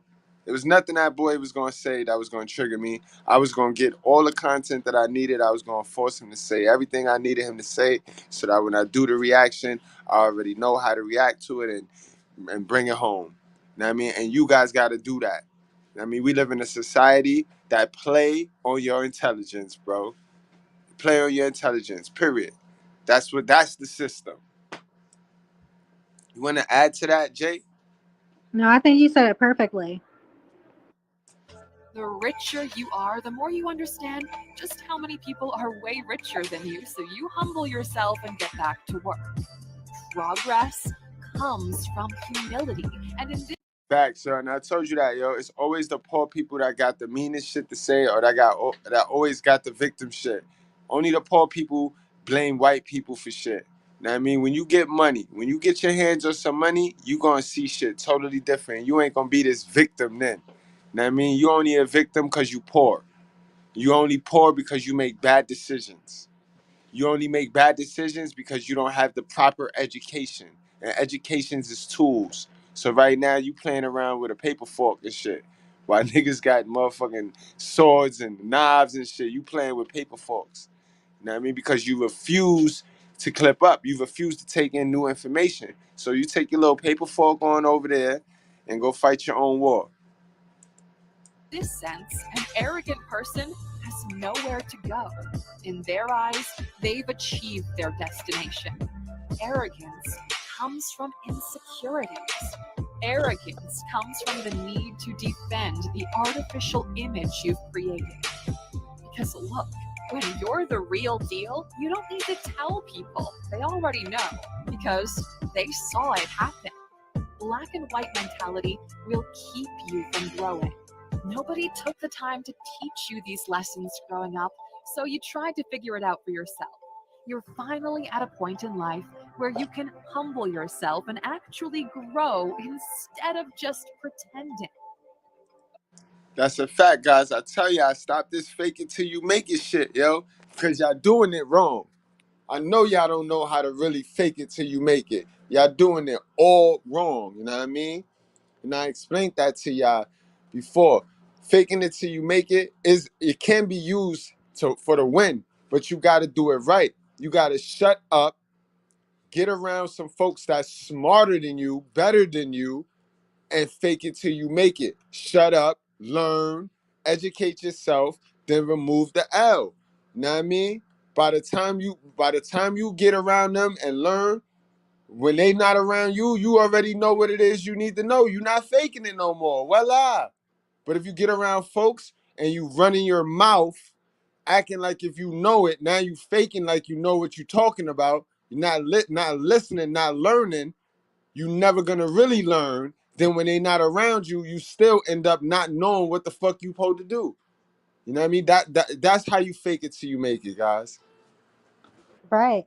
And you know, even in these circles, like you can tell the most loudest person in the room is not the brightest. You know, some people just come on here in different shows just to talk, you know, but Facts. They really add no value, bro. They there just for the talking lack of shit. Some people love to hear they self talk, bro. It's a study that shows it's an actual statistic that show the amount of people that love to hear they self talk, bro. They just love to hear they self talk. They add no value to the person. That's why they never really get the blessing. You know what I mean? They never get the blessing right. because they're not adding no value. You know what I mean? Number 11. You shield your insecurities in sarcasm and humor. You're the joker, right? You make people laugh. A lot of fat girls do this. This is the fat girl shit right here. Big girls do this, yo. A lot. And ugly niggas do this, bro. The clown nigga, the nigga that always got the jokes. This the goofball. This the clown ball nigga right here. This is this shit. But are they laughing with you or are they laughing at you? You mask your insecurities in snarkiness. You disguise your bullying as jokes. You say things like, I'm joking, when deep down you knew exactly what you were doing. Dead ass serious. Niggas don't be joking. Niggas be dead ass serious, bro. You hear me? Yo, Goodbreads don't fall for that dumb shit. I told you. Niggas play on your intelligence. Niggas be dead ass serious. And behind every joke is a lot of the truth. Mm. You deflect from reality through humor. For you, everything is a joke because reality would require your honest, true self. You're not Chandler, okay? It takes skill to be genuinely funny. It requires empathy and a subtle understanding of human nature to actually be funny. It takes intelligence. In reality, you're just a mean person getting away with it by saying they're just jokes. And a lot of the time, you niggas get away with it because niggas be feeling sorry for them niggas. Mm. Niggas be feeling sorry for those type niggas right there. Niggas really be seeing through those niggas. Those niggas is real easy to see through, and you feel sorry for them because guess what? Them niggas are the real victims in our society. They don't even know it though, but them niggas are the victims. Ain't it crazy, Jalen, in our society? The victims don't know that they're victims, but then the people that are not victims want to make themselves victims. Do you peep that? Yeah, I'm starting to notice it's happening a lot lately. You know what I mean? You hear a nigga with mad confidence talking, and you be like, yo, this nigga a victim, bro. Insecure. This nigga's a victim.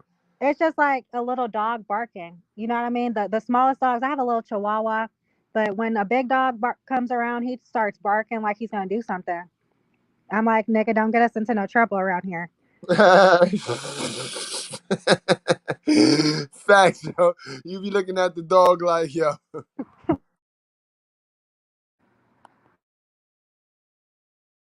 You dirty bitch! Look what you've done to my peonies! They're marigolds! Good God, I think she's right. They are marigolds. I may not know my flowers, but I know a bitch when I see one! Hey, baby. Number 12. You break up or walk away fast. When things get serious, you walk away. When things get hard, you walk away. At the first sign of hardship, the relationship is over. You want others to chase. This the black community right here. This the whole black community. And it's sad because when I help my white bread clients, They'd be like, okay, no doubt, Mr. Goodbread, I'll try. Even the women, they'd be like, all right, I'll try it. I'll give it a shot. I help my black clients, the black ones. They be like, it's too hard. I'ma just do this. Like, bitch, I told you to do this. What you talking about? I'ma just do this. You know what? Just Cash App, $ Goodbread, and all right. But now I'm not now. Dear Lord, you see me try to help this woman and not try to rob her. Now I'm just gonna sit here and just church her. Now I'm a churcher. I'm gonna just take her. I'm gonna take the offering. You know what I mean? God damn. You want to add to that, Jay? No. Chase after you and beg you to come back. Emotionally immature individuals act like kids in a supermarket, throwing a tantrum over trivial things. Emotionally immature people make for poor employees and even worse bosses. They also make for terrible team players. Being the mature one in the relationship sucks, especially when the problems are serious. Men who take too long to propose are often emotionally immature. This signals to the world that although you live together, although you love and trust each other, No, the fuck we ain't. Now, that's the second time I disagree with you on it. You must be fucking with me this time. You must be fucking. You know what I mean? I ain't pay top premium. I ain't pay premium dollar for the content, man. She playing with me on this. What you was gonna say, Jalen? You can add something. You can add something to that, Jay. You know what? She might not be too wrong about this. Like, this is why a lot of people don't want a woman president, because they feel like they're emotionally unintelligent. You know, every president has a button they can press, and somewhere in the world something's gonna blow up, and Yes. people are concerned about that. That's a fact, Jalen. Great fucking point, Jay. And I appreciate your honesty, yo. each other, there's still the option of leaving. You can't build a family together if the suitcases are ready by the door. Number 13, minor inconveniences ruin your day. You know the people.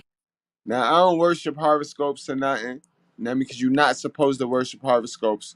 But oh yeah, they real. They real. And this the Virgo problem right here. I know a lot of Virgos, man. They get one stain on their shirt during that first date, boy, and they ready to fuck the whole date up, boy. They ready to go shopping. They gotta buy a whole new shirt. It's fucked up, B. But yeah, guys, don't let little shit fuck your day up, bro. Y'all gotta grow thicker and tougher skin. You know what I mean? Y'all gotta grow tougher skin, guys. Anything you want to add to that, Jay? Yes, just really briefly, never major in minor things because it doesn't matter. Right. Think about it, guys. Right now, if you're going through a problem, you're going through a situation right now, truthfully, think about it. 4 years from now, 3 years from now, is this going to really be affected? What I'm going through really going to be affecting my life? And if the answer is no, then what the fuck is your problem? Why is you hopping on this bullshit, man? Move on. Move around. People who, just because someone screwed up their coffee order or didn't bring them the right meal, say their entire day is ruined. Someone cuts in front of them in traffic in the morning, and the entire day goes downhill from there. Some of you are those people. You like to exaggerate the impact of small events. You're like those soccer players who won't stop spinning at the slightest touch. Also, guys, what that nigga Ari did by putting all them cameras in there, that's an exaggeration of a situation, bro. Cause just leave. You ain't gotta put all no cameras and start stalking the woman and watching her every move. The minute you gotta do that, mean you don't trust her, bro. That takes you off your purpose, watching monitors and shit, bro. You gotta watch your account. Fuck you watching monitors for, bro. Get rid of the chick. Exaggerate the inconveniences others create for you because you need the attention. Number 14, you're jealous of other people's relations to your friends. You are so insecure and afraid of abandonment, you dislike your friends' friends just because they might leave you for them. You grow only when you understand that. And for some reason, I have this problem, bro. I have this problem. I'm always like the little wife, the little bitch in the middle, and everybody's tugging and tearing and pulling for me and shit. Jay Breeze, do you have that problem? Can you relate to what I'm talking about, Jay Breeze, on this? Yes, I can relate. You broke up a little bit. I was saying that. Can you hear me? Yeah. I was saying that yes, I can relate to this. People need to know, don't ever be selfish with your friends. I mean, you ever had a friend, Goodbread, that y'all haven't talked in like 2 or 3 months, but when y'all talk again, you pick up right where you left off, everything's fine. Those are Yep. the friends you need. You don't need somebody who's always, disrespecting your time and don't have consideration for others. They're dangerous. Right. Or territorial to you. Like, bro, I'm not your bitch. You know what I mean? You got them friends that treat you like you're their girl, bro. Like, the minute they see somebody else get close to you, they get catty with them. Now they want to fight with them and shit. Like, yo, bro, I'm not y'all bitch. Right. But you know what that means though, even though it's really fucked up either way, they value your friendship so much they're afraid to lose you. So that's why it's dangerous, but it's also like you have some sort of impact on this person that they can't seem to let you go. Facts, but don't go to war and kill everybody else. I'm with you on that. There are no friends or enemies, only teachers. So instead of developing the relationship and making sure everything is well, you start to poison the relationship. You spread gossip, you plant ideas, and pass on words unspoken. You are the toxic friend. You are the toxic partner. You are the toxic employee. Emotional maturity allows you to see the value in yourself without being threatened by others. Number 15, you crumble easily under stress. Let's be honest here. You live. Jay, you professionalizing, not crumbling under pressure, yo. Yo, I seen you in a full-on war getting attacked. I was one of the attackers, yo, and you stood ground, yo. So I salute you, yo. If I ain't ever give you your roses for that, I want to give you your roses for the way you handle yourself in these YouTube streets, girl. Thank you. I appreciate it. Word. Want to share any point of views or any, any topics, any advice? Any advice As far as what? as far as how do you keep your composure? How do you keep a cool demeanor? And you get cool with the guys, like you troll, you get serious, you know what I mean, you One cool. about me is I do have a certain level of emotional intelligence, meaning that I have good judgment, logic, and reasoning, and I can also be empathetic. So I might argue with somebody, but I can understand where they're coming from. I can see if I sit around you long enough, I can figure you out. So that's why I like to be a thorn on these people's side, and then I come back and I'm kind to them because I understand what their trauma is, if any. All right. Live a pretty comfortable and blessed life, yet you love to complain about how difficult it is, how your partner needs your attention and this stresses you out, how your friends want to hang out and it stresses you out, how your business is growing or your boss needs you to get shit done in a timely manner. So once again, you're stressed the F out. Emotional immaturity is signaled by a feeling of captivity in the most trivial of things.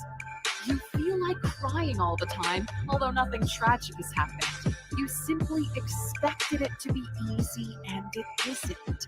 You expected your relationship to be like it is in the movies. You expected your business to be like the success stories you read about. But reality is different because you never saw behind the curtain. Well, life is happening behind the curtain, and the world sees only the highlights you bring out. We learned this in one of our app sessions with a clinical psychiatrist. Stress is a choice, and stress will kill you.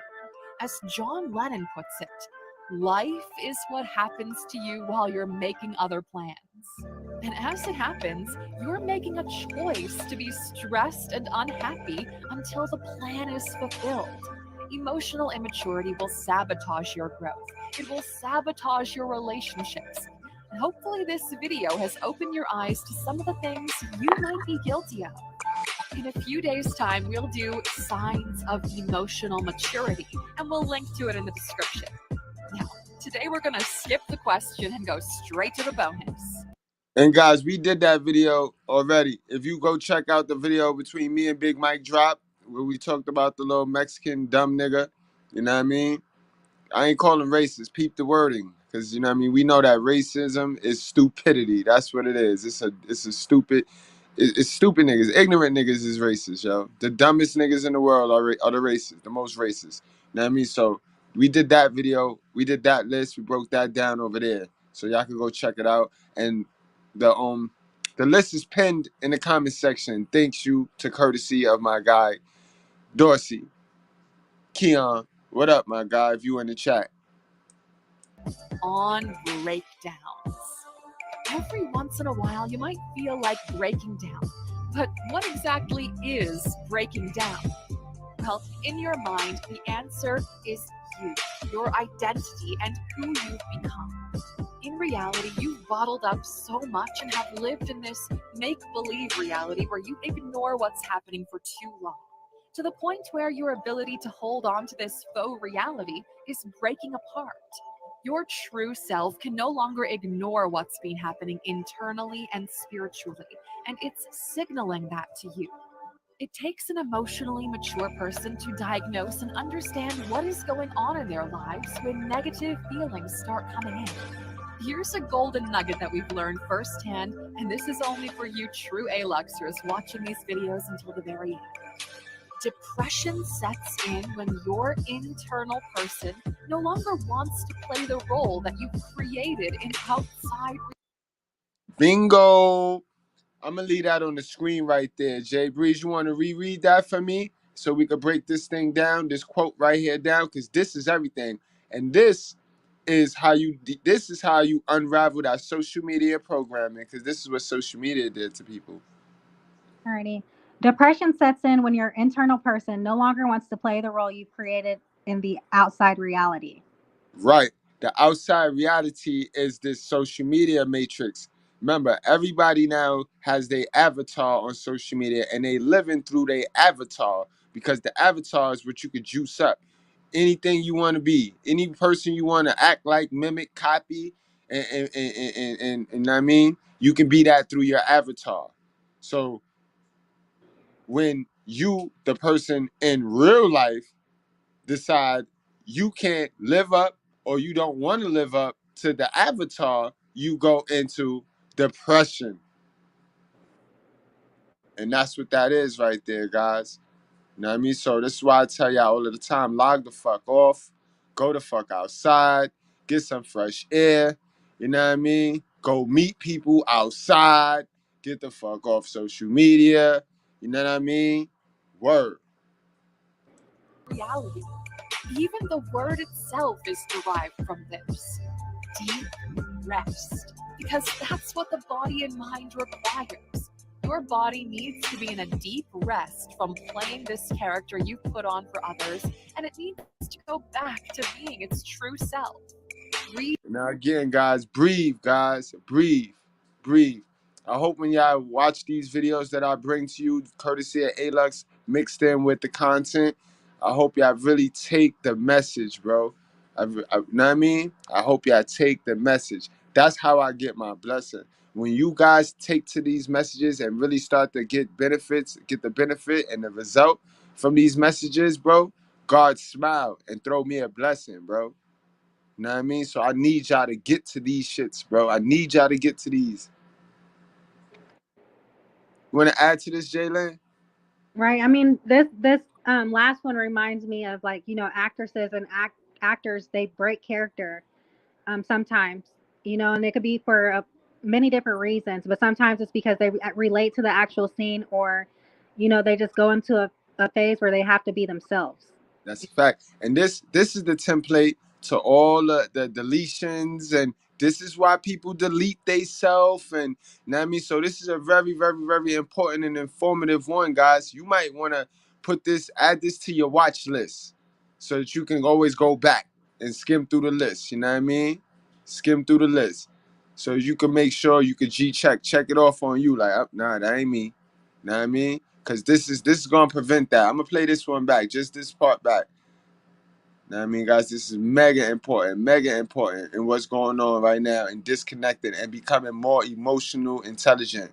Because when you disconnect, you're gonna start to see it for what it is. You're gonna see it for what it is. All this shit is designed to get us to worship, to spend our money.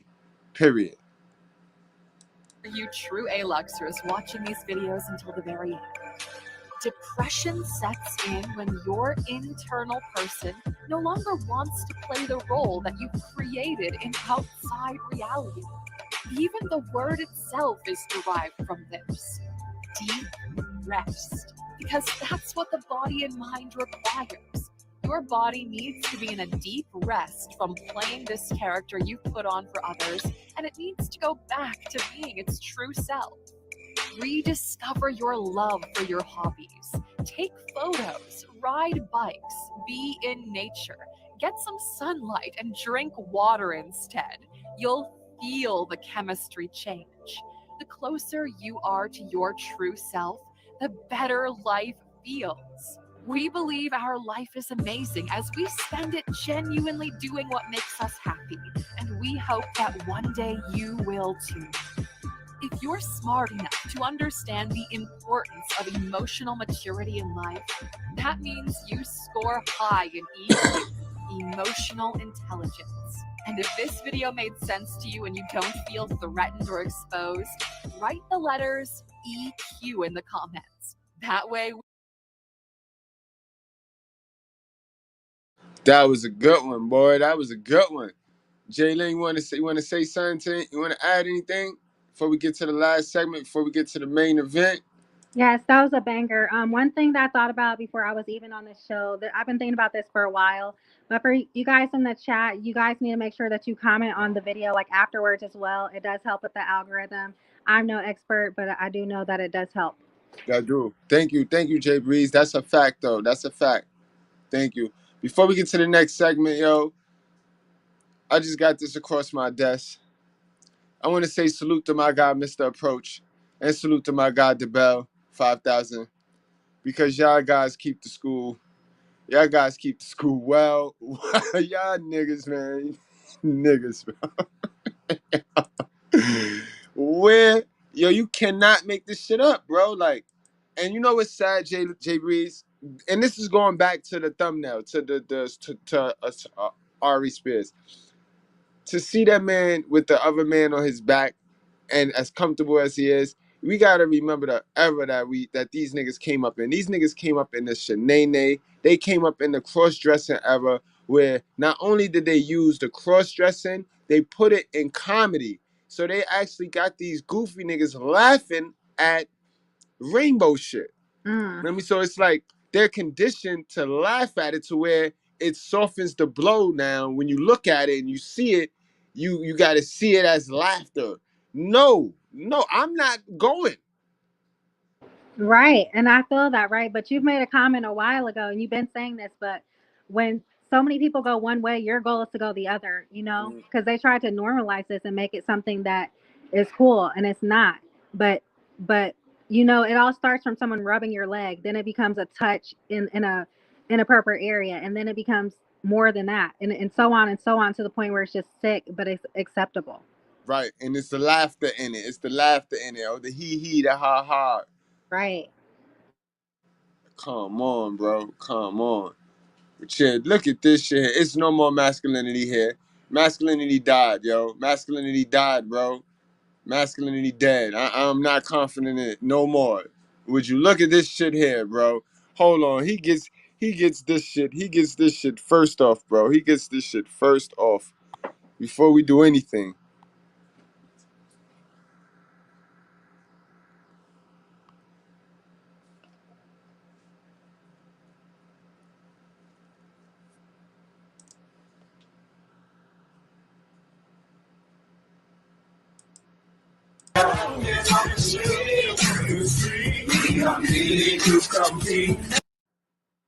Look at this shit here, bro.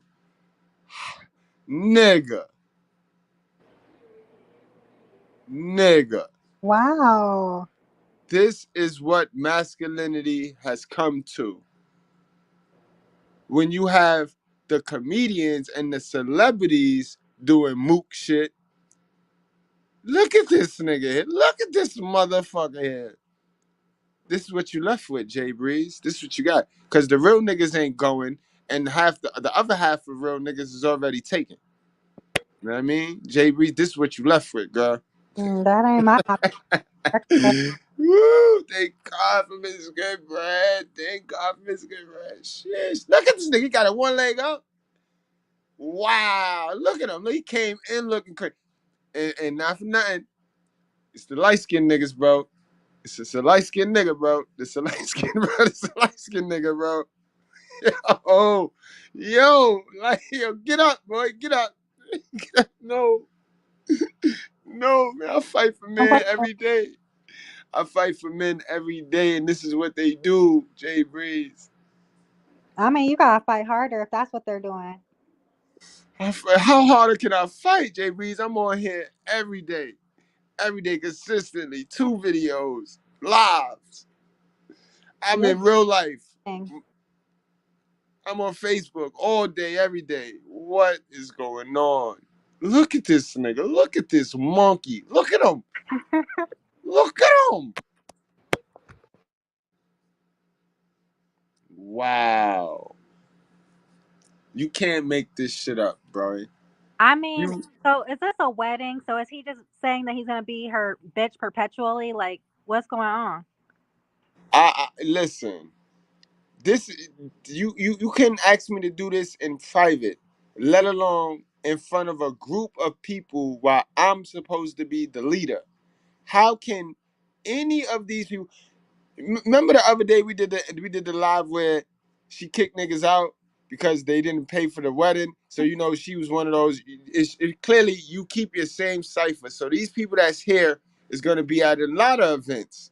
How can you show your face at the next event, at the next cookout after this shit here?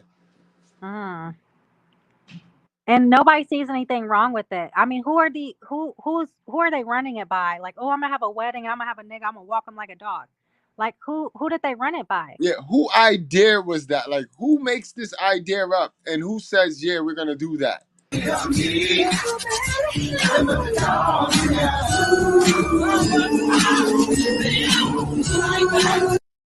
That's drugs.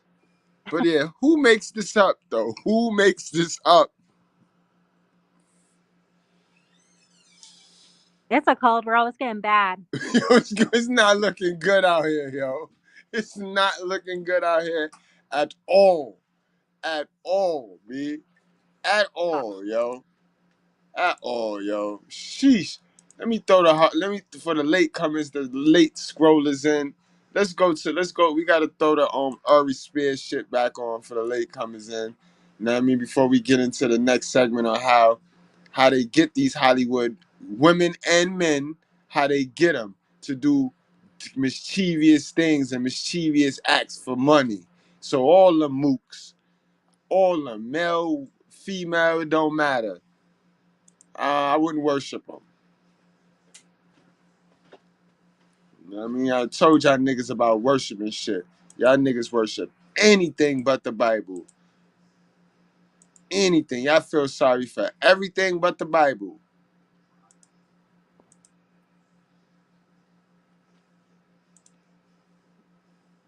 This nigga.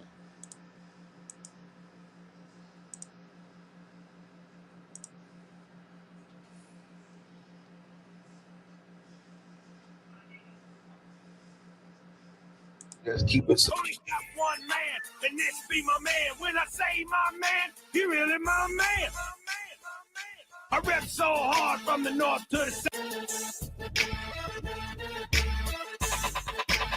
I remember one time I was in Incredible, yo. This Aries Spears, y'all. This Aries Spears, guys. be my man. The nigga with the big mouth. My man, he really my man. I rep so hard from the north to the south.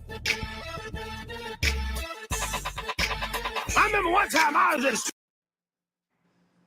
in And he pushed the bitch aside. Like, wait a minute, this my man. yo, clearly, yo.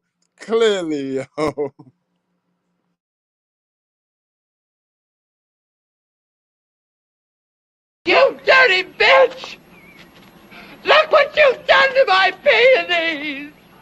They're marigolds! Good God, I think she's right. They are marigolds. I may not know my flowers, but I know a bitch when I see one!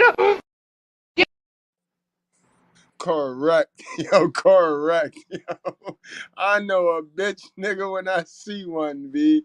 Damn. All right, y'all, let's get on into the main event here, yo. Look at that, would you look at that shit there, BJ Breeze, yo. Holla at me, man. What's going on with the niggas in this world today, man? Hey, you gotta check them niggas. Didn't they say they from your hood? Nah, that's a Chicago nigga. That nigga from Chicago. That nigga not from no New York or Harlem, right? I was about to say, man, he making y'all look bad. Nah, man, that nigga is straight Chicago. That's Chi-Town. Uh-huh. We giving that nigga to Chicago. That's where that nigga going. Even if he is from New York, that nigga from Chicago, nope. I don't think no state wanna claim him. We should extradite this nigga. The nigga said those are dirty folks people, bro. Don't put that nigga in New York. That nigga that nigga is over there, B, in Chicago, B. That nigga is not New York, B. What borough? Staten Island. If he from New York, that nigga from Staten Island, B. Staten Island don't count at all. That's money. That's cash out. All right, y'all. Let's get down to some Amen. content. Like, For those of y'all don't know, this is Woe Vicky. This is Woe Vicky.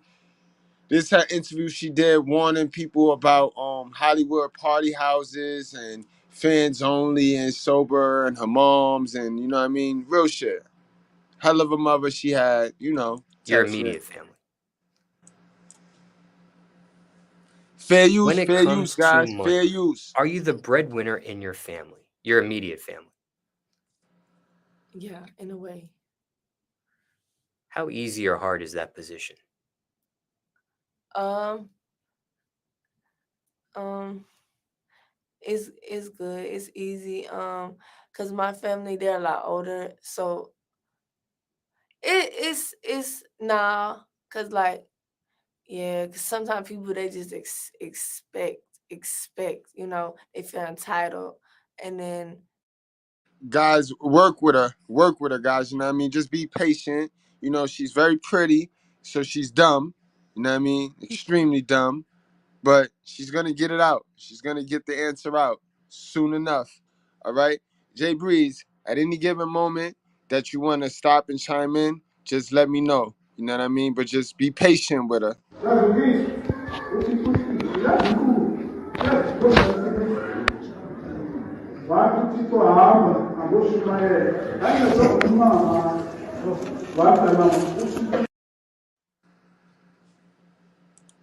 yeah, sometimes it do get stressful, it do get hard, cause it's like, damn, you know what I mean.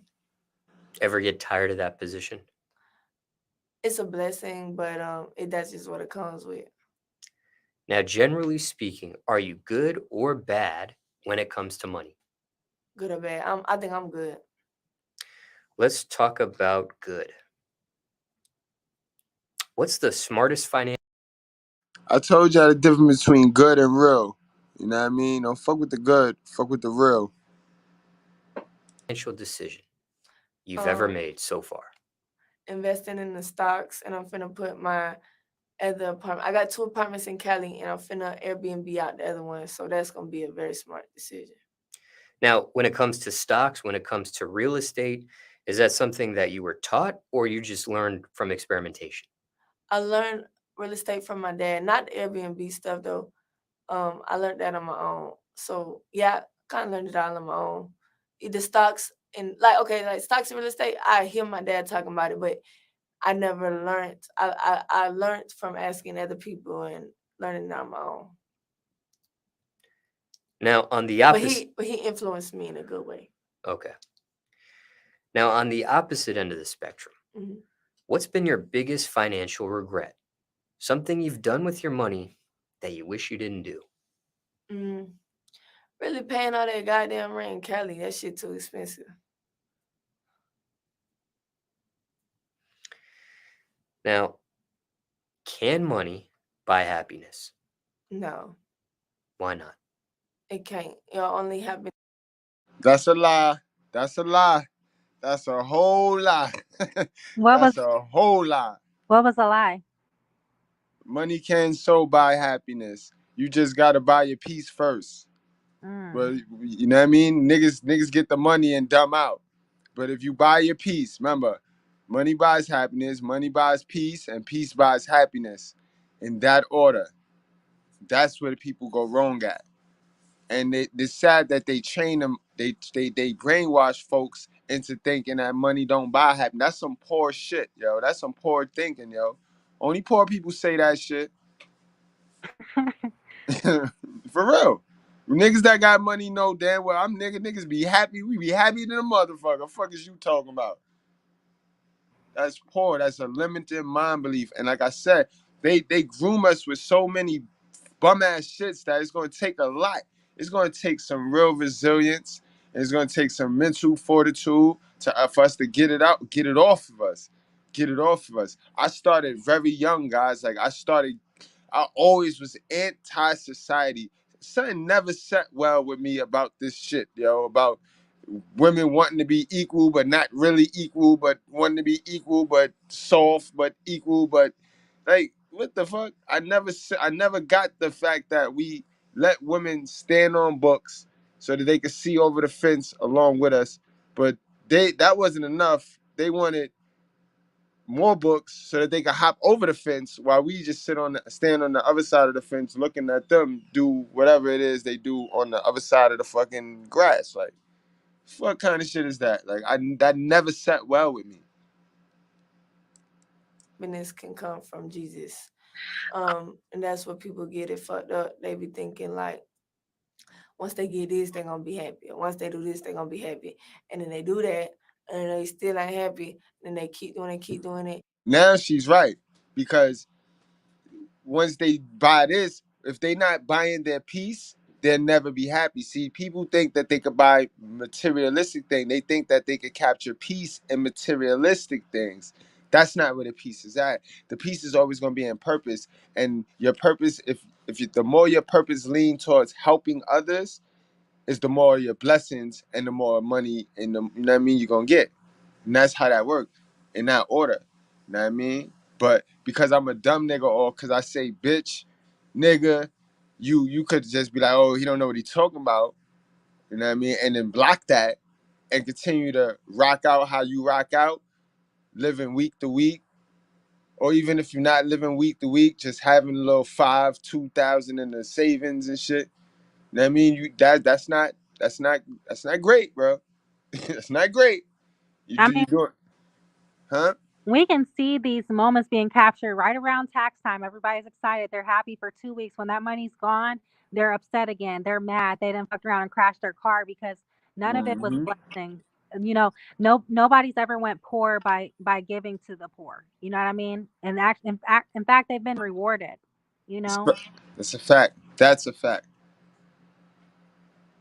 And I be telling people, I think that's why all these famous people get so fucked up when they move to Hollywood, because it's like, okay, they got everything. They famous now. They got money. They living in LA, and they thinking, you know what I'm saying, they gonna be happy, and then they still ain't happy, and then they start doing drugs and stuff, because it's like. All right, guys, get your pens out. Get your pens out, notebooks out. This is the teachable moment right here. This is how they draw all of us into their life. This is how Hollywood draw us into their life. It start with their radio shows and their movie shows and their TVs, and then they draw us, and we all chase the fantasy of wanting to work for them. You know what I mean, the devil, and partake in the devilish shit. So this is it right here. Get your pens out. They so fucked up. They're trying to figure out why they ain't happy, but really, you just gotta find God and find Jesus. Now, have you seen this with your own personal eyes, or is this many times? Okay. In many situations, like, especially being in Hollywood and being in the industry, you see a lot of that. Now, were there ever times you almost yourself got wrapped up into that scenario or no? Well, as far as the drugs, no, because I never, I don't want to do that. Because I done seen that to know, so I know better. But like as far as like probably like in Hollywood, if you in the industry, the devil, they like Illuminati, all that shit, they try to get you. Especially when you got a big influence, you around that shit. They try to get anybody, but you just gotta be smart and have discernment and have God's favor over you. Cause if you don't got Look, she chosen, y'all. She talking good. She's touched, bro. She's touched. Hope she's reading, keeping up her reading, and keep educating herself. You know what I mean? But she know what she talking about, and she about to expose it, yo. God bless this girl. that and you in Cali, you gonna get sucked in for sure. What are some of the ways they do try to get to a person of that magnitude? Let me tell you. What they do is they invite you to these parties, these house parties, and then they be like, oh, Whoop the Whoop gonna be there, like your favorite rapper, the big ass person, and Whoop the Whoop. Also, guys, watch them niggas with the blue checks. The blue checks, them niggas is all puppets. They all working. They all working. They all working. You know what I mean? Even if they don't know it. Even if they don't know it. You know what I mean? Gonna be there. Oh, before you get in, you gotta give us your phones and all this shit, and then they might do some gay shit to somebody, and then You heard her. You heard it. You heard her. This is where your boy Ari get off real comfortable. You know what I mean? Because it's initiation. In order to get in there, and all of them niggas, bro, they got dirt. They got a foul on all of them niggas that say do not reduplicate, destroy, or replay. They got a foul on all them niggas, bro. All your most gangsters niggas. Yeah, we went over that live too. Where I told y'all gangsters are the new trannies. They got a foul on all y'all niggas that y'all worship. Got him in the act, caught in the act. They got him. They got him. Yeah. Yeah. How you think they got that boy Ari out there so fast? Because Lizzo is powerful, bro. Lizzo powerful. And he went against the code. He went against the industry code by dissing that girl and blowing it up. Because he was honest in his answer. He ain't say nothing wrong. He told the truth. But we know we live in a gynocratic society where women can do no wrong. They can do whatever fuck shit they want and get away with it.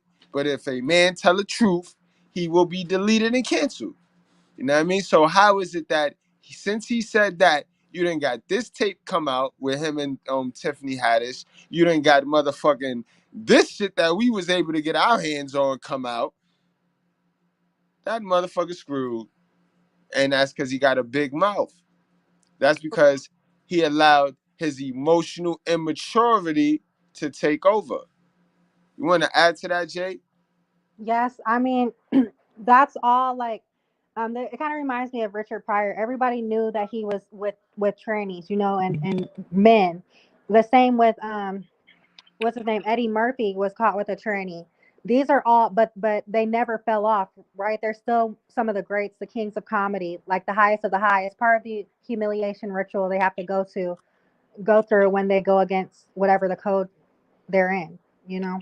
That's a fact, because that tape, that little foul came out too fast on him. He just said something about Lizzo, a week and a half ago, and his ass already got down. And you mean to tell me why they ain't been dropped that? Or like who? Like it's crazy. It's crazy out here. Let's finish listening to that. She about to, man. Salute to my girl Woo Vicky. She got out just in time. See how God be working in people, bro. We saw the Samson story, how God works in people, bro. And then try to like and record it and tell them, oh, if you Yo, but peep game, Jalen. Did you peep how they took their phone though? They made them give their phone in, but they got all the recordings. You peep that? No, you just highlighted it for me. I'm listening. Oh, you ain't hear us say that? Giving the phones? No. Oh, hold on. I gotta play that. That was important. That mean the chat must have missed that. Be a lot of that. Now, were there ever times you almost yourself got wrapped up into that scenario, or no? Well, as far as the drugs, no, because I never, I don't want to do that. Because I done seen that to know, so I know better. But like as far as like probably like in Hollywood, if you in the industry, the devil, they like Illuminati, all that shit, they try to get you, especially when you got a big influence, you around that shit. They try to get anybody, but you just gotta be smart and have discernment and have God's favor over you. Cause if you don't got that and you in Cali, you gonna get sucked in for sure. What are some of the ways they do try to get to a person of that magnitude? Let me tell you, what they do is they invite you to these parties, these house parties, and then they be like, oh, Whoop the Whoop gonna be there, like your favorite rapper, the big ass person, and Whoop the Whoop gonna be there. Oh, before you get in, you gotta give us your phones and all this. You heard that? I heard it. Like, you giving in your phone, Jay Breeze? I'm not in that light, but you know they gotta do what they gotta do. Would you give your phone in? Chris Brown gonna be there. Chris Brown, Drake. I would have to leave. I have some crazy stuff on my phone. This shit, and then they might do some gay shit to somebody, and then like try to like and record it and tell them, oh, if you expose us, we gonna post it everywhere. And I know that from word of ear, but I know they do a lot of crazy shit in these house parties. And also, what I was about to say. Oh, okay. Let me tell you an experience I went through personally. So I was with some friends in LA, and it was this big influencer party. Should I say her name? It was Bella Thorne party. So I got invited from some other friends. It was on Halloween. I already don't celebrate Halloween. That's the devil's day. But Yo, man, I'm feeling her. I'm feeling her right now, Jay Breeze. I'm feeling her. She cool like you, Breeze. Me too. A lot of people don't give Vicky credit. You know what I mean? Because they do think that she's smart. Thinks that she's not smart. Thinks she's a bimbo. But obviously, she has her eyes open. You know, she's very observant to what's going on around her. Right. That's why I said be patient with her, because like me, people will be like, yo, be patient with Mr.Goodbread, because you know what I mean? Like, you know, like Jalen, y'all know my flaws. Like, I'm not the most articulate. I'm not, you know what I mean? I'm not that smart. I think you have an overstanding on what's going on in this world. And sometimes when I watch these shows, and sometimes I'm not included on the panel, but I watch you and I feel like you're learning with us. You know what I mean? You're elevating yourself with us sometimes, even if you don't know a subject. That's a fact, Jay Breeze. You peep game. It's a total team effort, my nigga. I love you, my nigga. Word up. Yeah.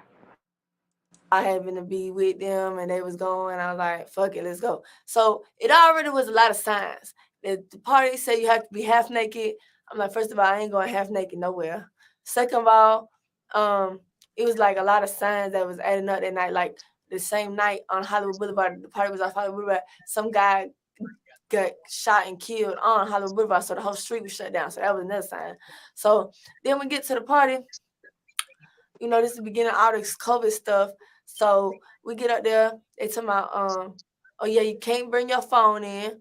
I'm like, first of all, who ain't bringing their phone in? I'm bringing my motherfucking phone in. I don't give a fuck who you is. That phone part is major, yo. That's a major part, yo. But we got T.O. in the class for the first time in like 9 months, B. What up, T.O.? Hey, man, you know, I always play hooky, man. You know my style, man. Always pass the test, though, don't I? You always passing the test, though, man. That's why I never get left back. Never got left back, bro. Never got left back. You almost ready to run the school, too, man. State of the art needs some help, man. Yeah, I done learned some new skills, man. I got some ideas on how to like redo the architecture and man. Look, man. Hey, it's not about me, man. I'm just glad to be here. Yo, Thanks for having me. no doubt, bro. Kim Kardashian, and I'm bringing my phone. And then you gotta sign some papers. What am I signing some shit for to get into a party? Like what? Like I'm from Yo, guys, y'all peeping this? Are y'all listening? They trying to swindle you in Hollywood. This is what they do to you. This how they initiate you. They want you to sign them papers. So before you know it, you done signed off on sexual harassment, sexual misconduct. I'm not going to say the R word. You done signed off on that too. Yeah, that happens on a big and a small scale. Yeah. In our discussion, Mhm. but I'll still ask anyways because it might be a different answer you have. I don't know. Mhm. But what's a bill you hate paying? Rent. And you said that already. Yeah. Wait, hold on. Did I skip Now, something? There's been a few times I I went to go eat at a restaurant and then I was like, yeah. did you hear what ended up happening at the party and things of that nature? Or? Shit where I think they be trying to get you. And like if it's like you gotta think about it, people move to LA for a dream. They chasing money, fame, clout, whatever. So they gotta think about it. Somebody like a young girl that's trying to get on and just moved out there. She gon' oh hell yeah, better throw it in there. You don't know who else in there. Like connections. Me, I'm good. Like that shit gonna come naturally. I don't gotta prick my finger, take my blood to get into a party. If it's meant to happen, it's gonna happen. Hold up. Like that. Yep. Yeah, T.O.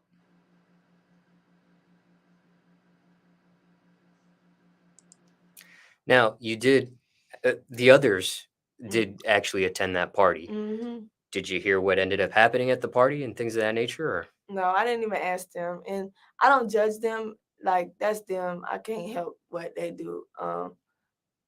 Yeah. Now, for time reference, it's August 2021 now. Mhm. But continuing on with my financial questions for you, Mhm. I want to ask you this. Okay, Cash App, Venmo, Zelle, Apple Pay, Google Pay, or PayPal?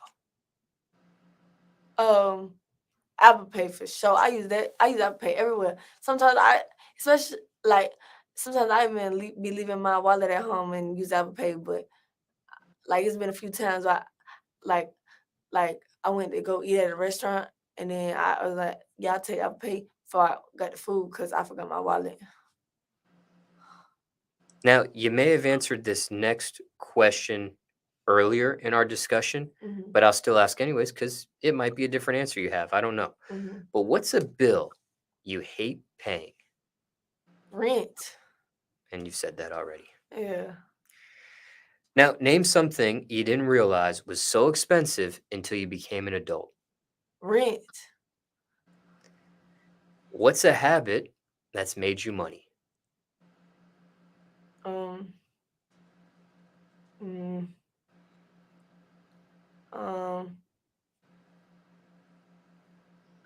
I can't really just doing my social media shit. That's it. Oh, and making music, dropping music, YouTube videos, all that. Now, at this point, how many streams of income do you have? Let me count them. I'm gonna count the future ones I'm coming out with. Okay. Or should I just name them? I got OnlyFans, make a lot of money on that. And then I'm about to come out with a skincare line. I'm about to do a clothing brand collab with Desto. You know who that is? I feel like a cough syrup. There you go. Yeah, that's my homeboy. And then what else? I do stacks. You don't know what that is. Probably not, right? Yeah, you don't know what that is. And then not PayPal, TikTok.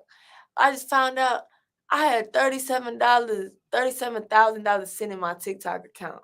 I didn't even know, because they pay you off your views. It's like YouTube. I didn't even know.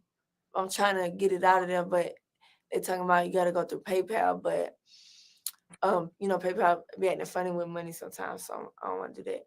And then promos. People pay me for promos, and I got like my own little. I don't really take it as serious as I should, but I got my own little online store. It's called New 2020 Clothing, and then I just got into the acting, so I just got my first movie thing. They said in the acting world, it's very different, but they say you got to start out small. So I got my first acting gig in New Orleans. They're gonna fly me out and stuff and pay me $1,000, but you got to start out small in order to get big in the acting world. And what about music? Is that a stream of income? Oh yeah, and music. I'm sorry, I forgot about that. Anything else we're forgetting about? Speaking of forgetting, YouTube. Yeah, that's all I can think of right now. Now, out of all these different streams of income, is there a mainstream? Really, OnlyFans. I make a lot of money on there. And no, I don't post naked pictures. What would people find on your OnlyFans? Feet pictures, videos of me saying, "Hey, what's up, y'all?" and just selfies and like pictures that, like pictures of my outfits. Some people do get naked on their OnlyFans. Yeah, Why for you, no nudity? that just ain't me. I don't want to do that. Have you been asked to do it? Probably on the OnlyFans messages they have asked me. But you don't engage in that. Mm-mm.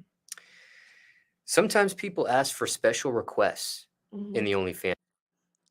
Man, I fucks with her, y'all. That's why I ain't say nothing, because I knew that she was going to answer your question on the OnlyFans.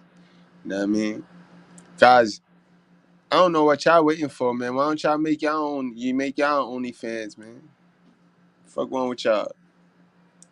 Messages. Do you do that as well or no? No. Now, is it important to have multiple streams of income in 2021? Yes. If you don't have multiple streams of income, what you doing? It's just like it's 2021. It's so many ways you can learn how to make money. Can multiple streams of income, though, become a distraction to the mainstream of income? It's all about balance, but whatever you make your main income, you definitely take that the most serious. Yo, she's spitting game, guys. She's spitting game, guys. Remember, I said you can learn from anybody, no matter how you like them. You know what I mean? You can learn from anybody, but she's spitting some game right now. It's definitely about multiple streams of income, bro. One income is not enough, bro. You know what I mean? And it's about maximizing your time per hour, maximizing your dollar per hour yourself. You know what I mean? If you at a job that they paying you $15 per hour and you got to do 8 hours, you want to find a job where you could at least get that same amount of money, 15, but produce 6 hours. That way you get the 2 hours to look for something that pays you more, or you can use the 2 hours to generate your own income. You know what I mean? So you can have another source of income. You see what I mean? It's about maximizing your times. Don't be complacent. Don't get comfortable. And does that apply to you? Do you take your OnlyFans the most serious? Not as serious as I should, but I'm building that money I'm building up that money because that's the quickest, easiest, fastest, most money, and then I'm gonna invest that into like my skincare and the clothing line, and eventually I want to help with the foster kids and new car and get my mom a new car and stuff like that. What's the biggest OnlyFans check you've seen so far? Like $300K. In 1 month? Yeah. No nudity. No. I don't want these folks trying to rob me. I'm just. That's a fact, though, yo. You giving out too much information, and this nigga can't believe that she is making $300K a month and ain't show a nipple, bro. Niggas can't believe that, like, yo, bro. She is a human being at the end of the day, bro. Like, I know what the normal is. That's the norm.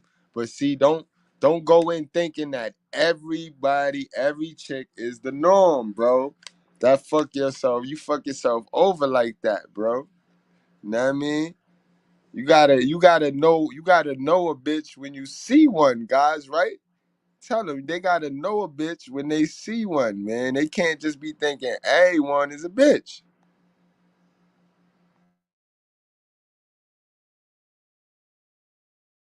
You dirty bitch!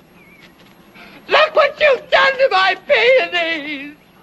They're marigolds! Good God, I think she's right. They are marigolds. I may not know my flowers, but I know a bitch when I see one! You gotta know a bitch when you see one, bro. Now, let me ask you this. Speaking of that 300K, was that just a one month you seen that, or did you see that multiple months? 1 month. But it ain't all go to me. I got like a manager and shit for OnlyFans. And that's how he the one be helping me make a lot of money on there. My question to you is this. Why I knew she was gonna say he. Why I knew she was gonna say he with that fans only joint. Like, no lie, when it first popped off after Beyonce made it hit, cause she made that shit hot when she put it in that song with the OnlyFans and shit. You know what I mean? She ain't even got an OnlyFans, but she put it in the song, made the shit hot, and everybody go follow the shit, worship the shit. But yeah, back then, bitches was looking for photographers and all types of shit. That was the lane, bro. You just set you up a little bootleg photography studio, get you a green screen in your back room.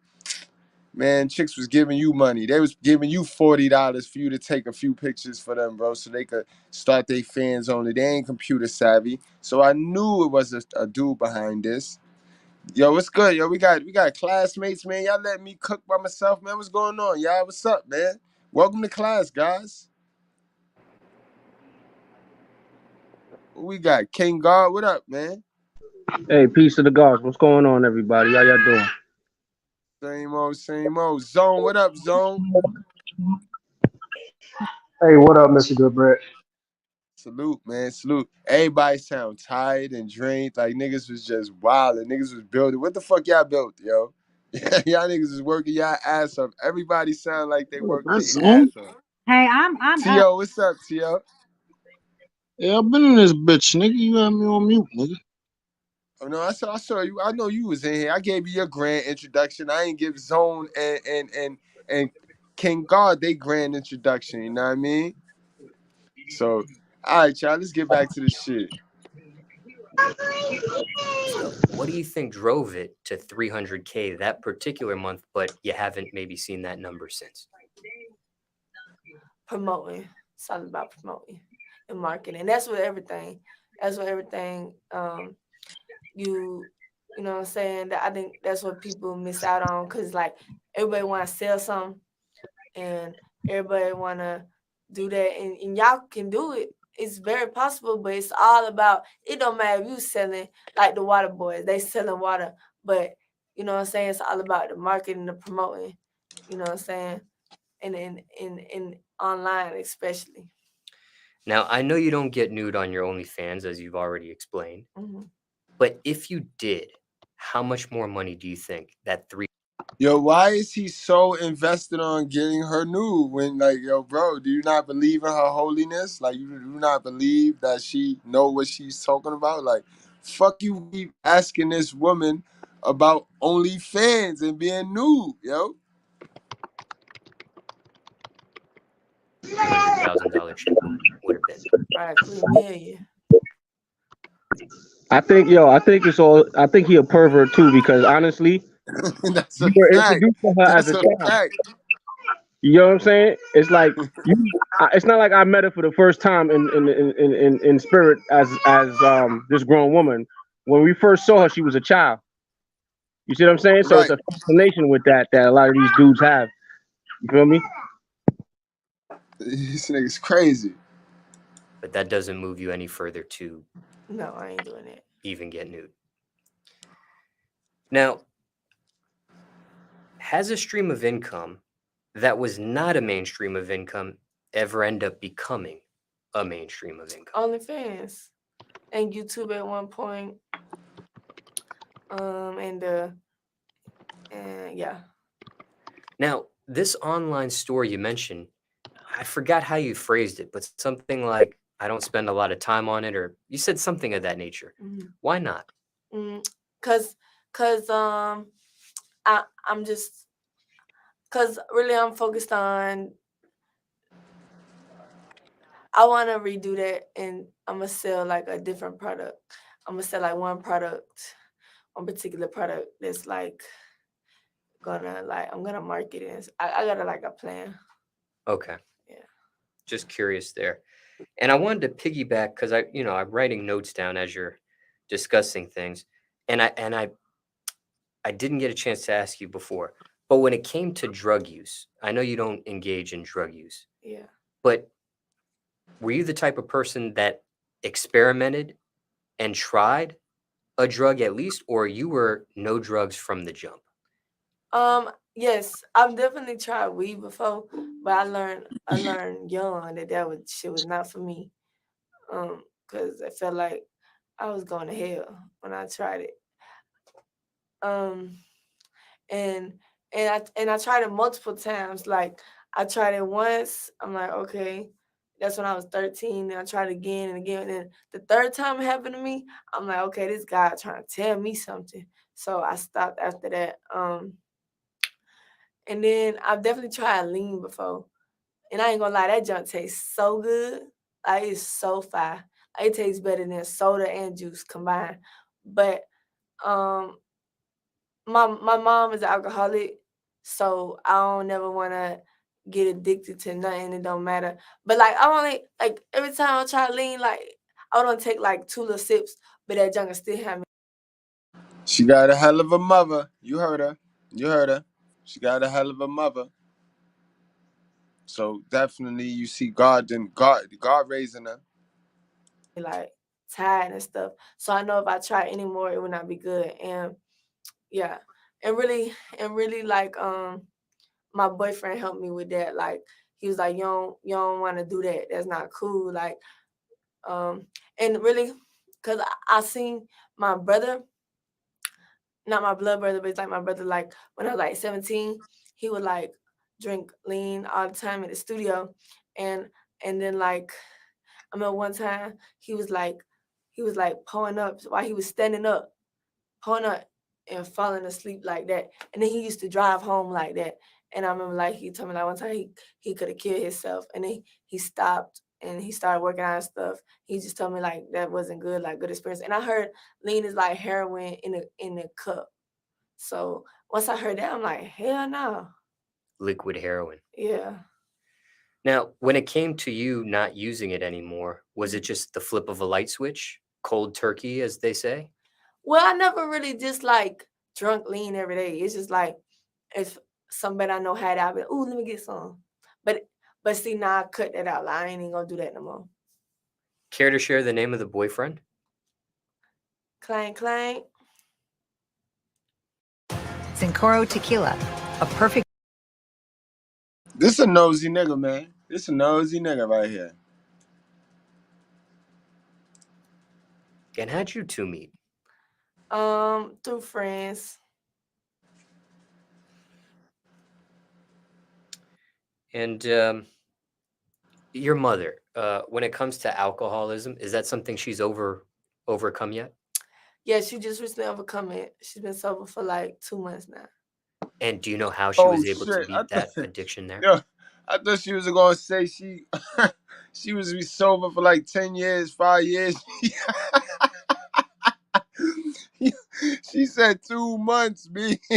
Yo. For we all have a day. We don't know the day or the hour that our Lord and Savior will call us home. But this young man right here, today ain't his day. See this young man, he owed me $200 that I bailed him out of jail for when he robbed them folks' house. Now get up, get up today. He ain't gonna die owing me money. So get on up out of this casket. Go on over there and ask your mama for my $200. Nigga said, go on over there and ask your mama for my $200. Niggas. Niggas. Incredible, B. I'm not black no more, bro. Yeah.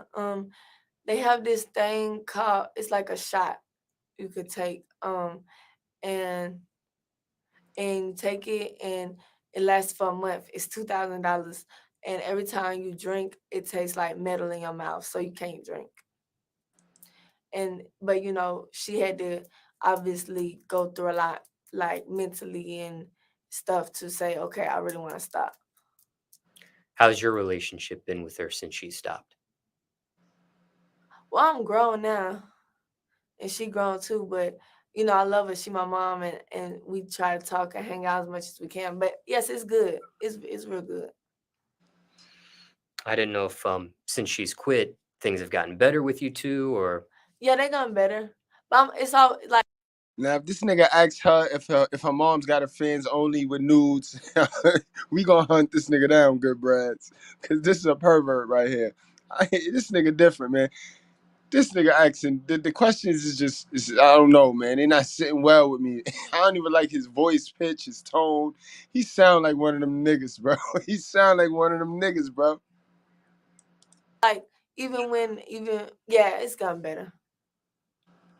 And you think her quitting has something to do with that? For sure. Now, let's say somebody's watching this and they have a parent that's dealing with alcoholism, right? Maybe they're addicted to it currently and going through it. Now, I know circumstances could be different for everybody, but is there something you would say to somebody that is dealing with a parent that is going through that? Yeah, you just gotta pray for them and love them from a distance, and try to talk to them only when they're sober, because when they be off that stuff, because it could be alcohol, it could be drugs, it could be anything, they tend to turn to a whole different person. So yeah, you just gotta let them from a distance and try to only talk to them when they're sober, or go see them when they're sober. When it came to, this is my final question about your mother. When it came to her actually becoming sober, did you have something to do with that at all? Did you play a part in that? Yeah, I helped her financially for to get the shot and stuff like that. And I mean, one night she called me, she was drunk, and she was like, I want to stop drinking. How can I do it? What's your advice? And I just told her well, first of all, you drunk right now. But I was just just pray and ask God to help you, and I'm gonna pray for you too. And she was like, I'm gonna do it. I'm doing it for you. That's what she said. Now that was dope. That was lit. But I want to go back, guys, because you know what I mean. He started getting off subject. I want to go back to the Hollywood part. You know what I mean? It was like a little 2-minute clip. They do is they invite you to these parties, these house parties, and then they be like, oh, Whoop the Whoop gonna be there, like your favorite rapper, the big ass person, and Whoop the Whoop gonna be there. Oh, before you get in, you gotta give us your phones and all this shit, and then they might do some gay shit to somebody, and then try to and record it and tell them, oh, if you expose us, we're gonna post it everywhere. And I know that from word of ear, but I know they do a lot of crazy shit in these house parties. And also, what I was about to say. Oh, okay. Let me tell you an experience I went through personally. So I was with some friends in LA, and it was this big influencer party. Should I say a name?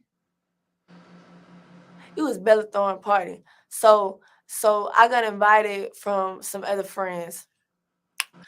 It was on Halloween. I already don't celebrate Halloween. That's the devil's day. But I happened to be with them, and they was going. I was like, fuck it, let's go. So it already was a lot of signs. The party said you have to be half naked. I'm like, first of all, I ain't going half naked nowhere. Second of all, it was like a lot of signs that was adding up that night. Like the same night on Hollywood Boulevard, the party was off Hollywood Boulevard. Some guy got shot and killed on Hollywood Boulevard, so the whole street was shut down. So that was another sign. So then we get to the party. You know, this is the beginning of all this COVID stuff. So we get up there. They talking about, oh yeah, you can't bring your phone in. I'm like, first of all, who ain't bringing their phone in? I'm bringing my motherfucking phone in. I don't give a fuck who you is. It could have been Kim Kardashian, and I'm bringing my phone. And then you gotta sign some papers.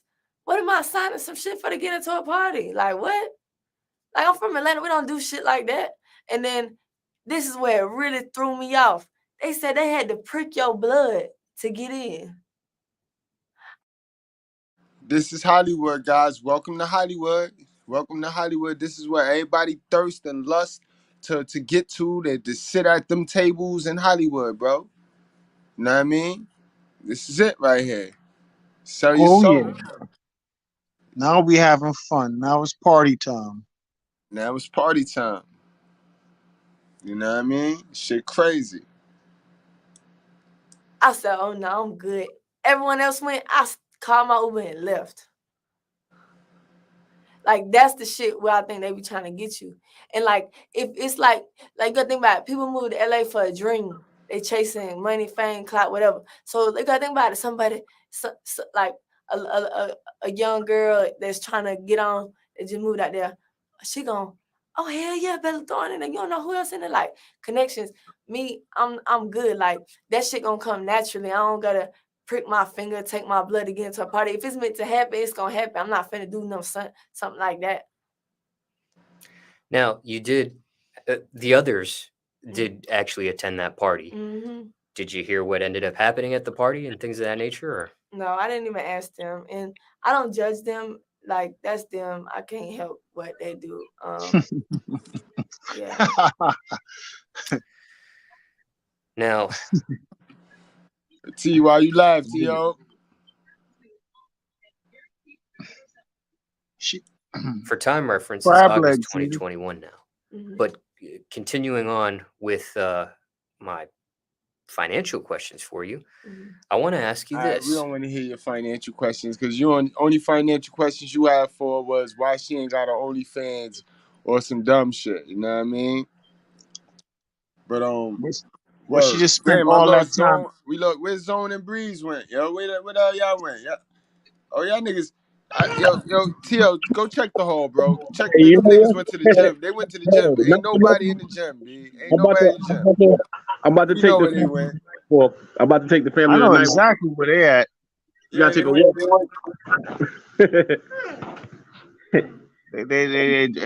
Jay Breezy over there, and she under the bleachers, and Zone over there. You know what I'm saying? That nigga, he trying to sneak out the back and shit so we could go get some weed and shit. Word. He don't even smoke though. That's the funny thing. That shit crazy, man. I don't know what the fuck nigga got going on. Man. Zone different. But anyway, we're gonna go on and wrap this stream up. We're gonna go and wrap this one up. But before we wrap this one up, they done got my boy Ari. They caught him. They released his party tape. They released his Hollywood party tape.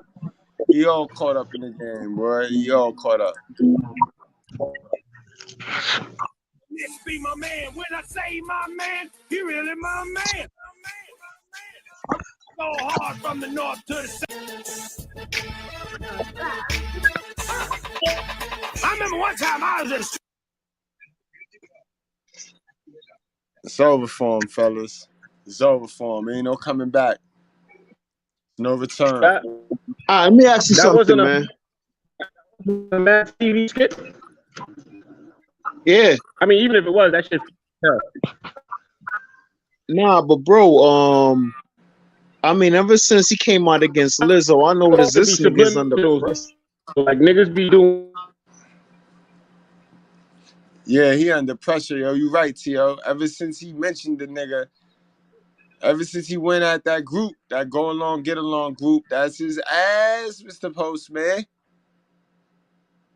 Yeah, he ain't in. He definitely outed.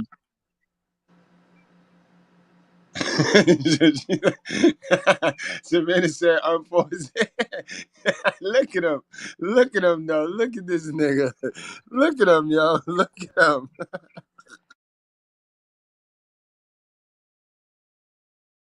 You dirty bitch! Look what you've done to my peonies! They're marigolds. Good God, I think she's right. They are marigolds. I may not know my flowers, but I know a bitch when I see one. Look at this nigga. Look at the goofball, yo. Look at the goofball, yo. What a goofy dude, yo. Bro, what the Not fuck is this? good, yo. This your boy Aries Spears, man. You can't make this shit up, man. Hollywood, man. Hollywood. Hollywood. T.O., so what you got, man? Wrap it on up. Damn, yo, I wanted Jay Lynn to give her last words, and I know Zone has something to say. Yo, DeBell, where you at, DeBell? Yo, hop on, man.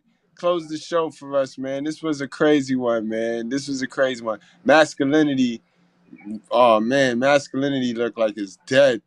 Masculinity look like it's dead. There is no more masculinity, man. What Really? she got to say?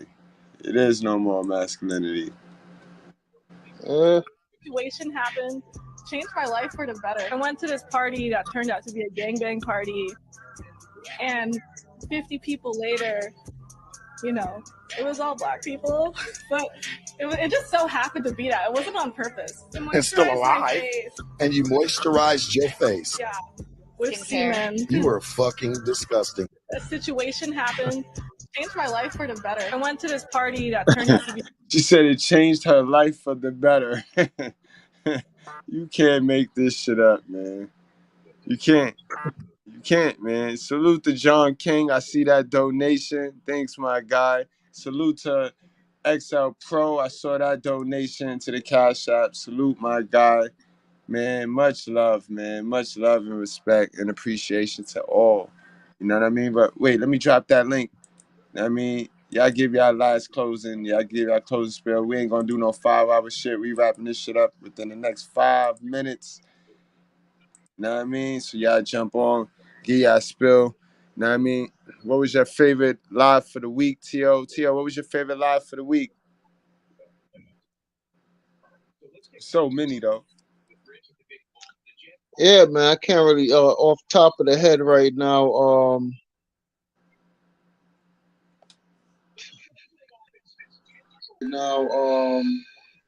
right. Hold on, damn. See, I'd have to go and look it up to see what. I'll come back to you. Source B, what's good, Source B? Yeah, what's good, y'all? What's good, God? King God, what's going on, man? Some final motivation for your boy, man. What's going on? Oh, you know, yeah, I think, you know, I think in Aries Spears' case, you know, he fucked up where he had a history that he know motherfuckers would use, but at the same time, he probably don't care. You know what I'm saying? That's another aspect of it. He probably don't care. And it's probably just a money thing for him, another bag making, you know, starting controversy and stirring it up. You know, sometimes the values of these type of characters, it ain't nowhere near what we value. You know what I'm saying? And so you know that's something to look at. But you know, if you know you got some fucked up shit going on, don't be, you know, trying to jump on every star, you know, every star spangled and banner. Like, you know, maybe hold it down a little bit. You know, if you got shit in the closet, you got to clean out first. Bags, choose your battles wisely. Like, yeah. And also at the same token, you know, Lizzo is a reflection of him. That's a fact. How you gonna call it? That's a pot calling the kettle. Like, right, you supposed to try to bag Lizzo. You supposed to be trying to bag that bitch. Yeah, she a fat woman just like him. He an ugly dude trying to stay in the limelight just like Lizzo. You know, it got handsome, funny niggas like me that don't even be out there trying to be on everything. You know what I'm saying? So, right. You know, that nigga weird. And you know, that's just what it is, bro. You know. But yo, I appreciate what you're doing, man. The favorite show of the week was the Lilith Spirit. The with the title Lilith. What was it? I think it was 2 days ago. Yeah. Yeah, and I also wanted to say, man, I wanted to get this point out, man. Listen, guys, um, simps give women the illusion of having control over the access of sex. So as long as we men are simping, there will always be a baby mother who feel like she's important and she could go beyond the father of her children. And some other niggas out there simping. That's what allows these women to be so cocky when they're not even like tens and shit like that. So we just got to stop simping all around, and we got to stop providing leverage for whores and shit like that by participating in whore behavior ourselves. So that's something we just got to stop doing. That's a fact. That's a fact. T.O., you ready for me, T.O.? What's going on, my guy? Yeah, man. I don't know what this phone still be tripping, bro. The Mike Tyson joint, man. Oh yeah, boy. Yeah, that was my Yeah. favorite one for the week, man. Yeah, boy. That Tyson one. Was that the Samson? That was the Samson shit. No, No, not the one you I didn't did even. early. Not the Yeah, that one. was separate. That The was first one. Yeah, right. Well, the one that. Yeah. Yeah, I can agree with you. I like that shit too. I ain't even gonna hold you. That was a banger. Because I think I was the one who started comparing them to Samson. Yeah. Yeah. Yeah. Yeah, that was a good one. That was a good one. Yo, real quick, I just want to knock out 20 real quick here. Hey, babes, do me a favor. Hold this phone and aim it right here at me at the ground. Right? You can see me somewhat? Oh, you doing your 20 now? You doing your 20? You ain't do it when I called for it? Because I'll definitely call for it early in the live, bro. Because we ain't going to fall off like Aries Spears. I don't need none of my good breads falling off like that, man. That man jumped off a cliff. All right. You can see me. I know it's a little dark because I'm out in the street, right? But I'm gonna try to go up and down. Oh. 6, 7, 8, 9. I appreciate it, bro. I appreciate it, yo. That's a salute. Yo, we gonna go on to the bell. The bell, man. Close us on out, man. Take us home, bro. All right, I'm out, God. Peace. Love you, bro. Thank you. What up, my guy? What's going on, man? Yo, salute to you, man. Thank you. I appreciate you for everything, bro. Right on, mate. My pleasure, man. Shit, man. I mean, I like the last two, man. The Samson Spirit and the one Gabrielle Union goes viral. Yay! Yeah. Yeah, that was a good one too. Had to drop the link on that one, B. I wasn't gonna play with YouTube on that one because they would have got me easy. Right. But yeah, man, about this shit here though, man. Dude, he did this shit, when comedy was still edgy, right? And this is when Tiffany Haddish first, was getting her start. Right. And I remember she was on a lot of his little skits and shit. You know what I'm saying? So they got history. They got history. It was like, but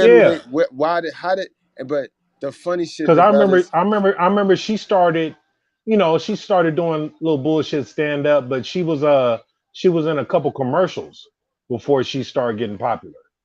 facts. But the spooky shit though is how these shits pop up right after he come at Lizzo, and Lizzo say she What I just do her mean, little. that's all you got to do is Google a motherfucker, man. The internet ain't going nowhere.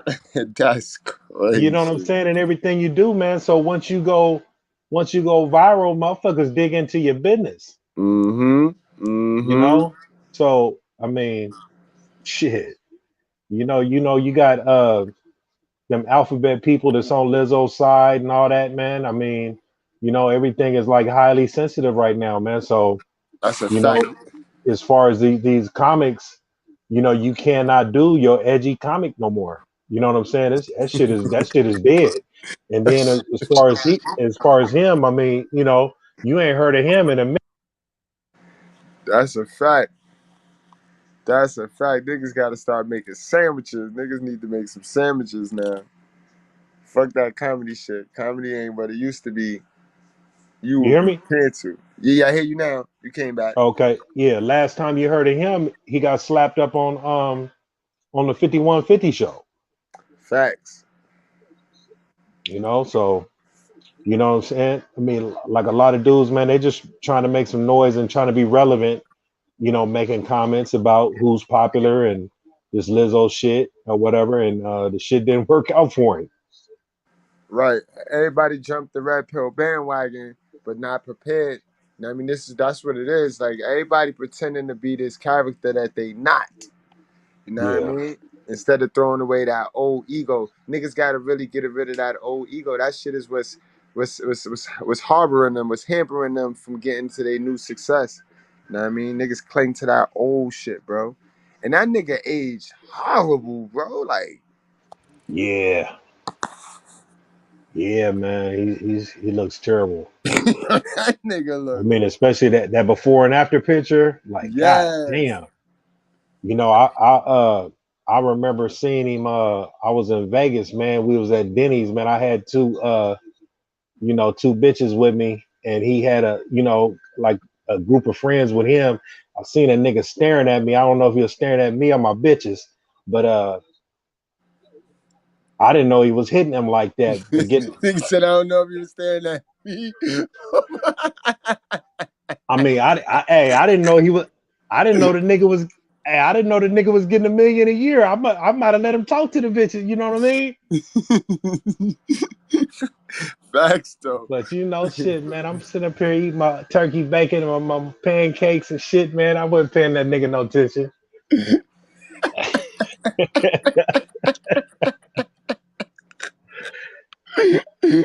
Y'all niggas is going to hell because it be y'all that be sending me this bullshit.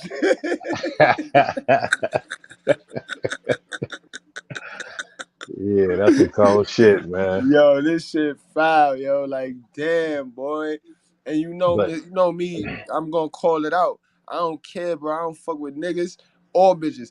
I fuck with the truth and common sense. And this bad behavior right here. This bad behavior, bro. This bad behavior, man. Bad yeah, behavior, man. But yo.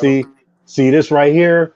This is gonna be with him for the rest of his life. All this old gay shit and that pervert shit. And a lot of these, I mean, you know what I'm saying? I mean, some of these entertainers that make so much money that a lot of people ain't gonna look at this like, you know, all the niggas that put dresses on in their careers. Yeah. You know what I'm saying? And made yourself look like a buffoon because you did it, you did it for the buck, or you did it for, because you was pressured into it by some of the producers or some of the heavyweights in Hollywood made you do it. And, I mean, they didn't make you do it. They manipulated you into doing it. Right. They And enticed you. yeah, so I mean, a lot of these dudes, I mean, you just gotta live with yourself. A lot of these black women too, like Leslie Jones, like you gotta forever be the clown now. You know what I'm Mm-hmm. saying? You're Yep. never yeah. I mean, you know what I'm saying? So when black people present themselves like this, how can people take you serious? Facts. You know Facts. what I'm saying? Only we listen to celebrities Right. and what they say and thinking they telling the truth and all that old type of shit. Them niggas will say one thing one day, put some pressure on them, and they switch up on you. That's a fact. It's just like these YouTube creators, man. You gotta understand these people they're catering to who you like. They're being who you like. They find who you like them to be and they be that. They become a slave to you guys, just like your favorite celebrities are a slave to white supremacy in Hollywood. You know what I mean? The YouTube, you guys be slave owners to these YouTube content creators. You know what I mean? They make a bunch of shit that you like. Y'all all go there. Y'all watch. Y'all tune in. Soon as they make some shit you don't like, you don't tune in. So you leave the content creator stuck making shit that only you like.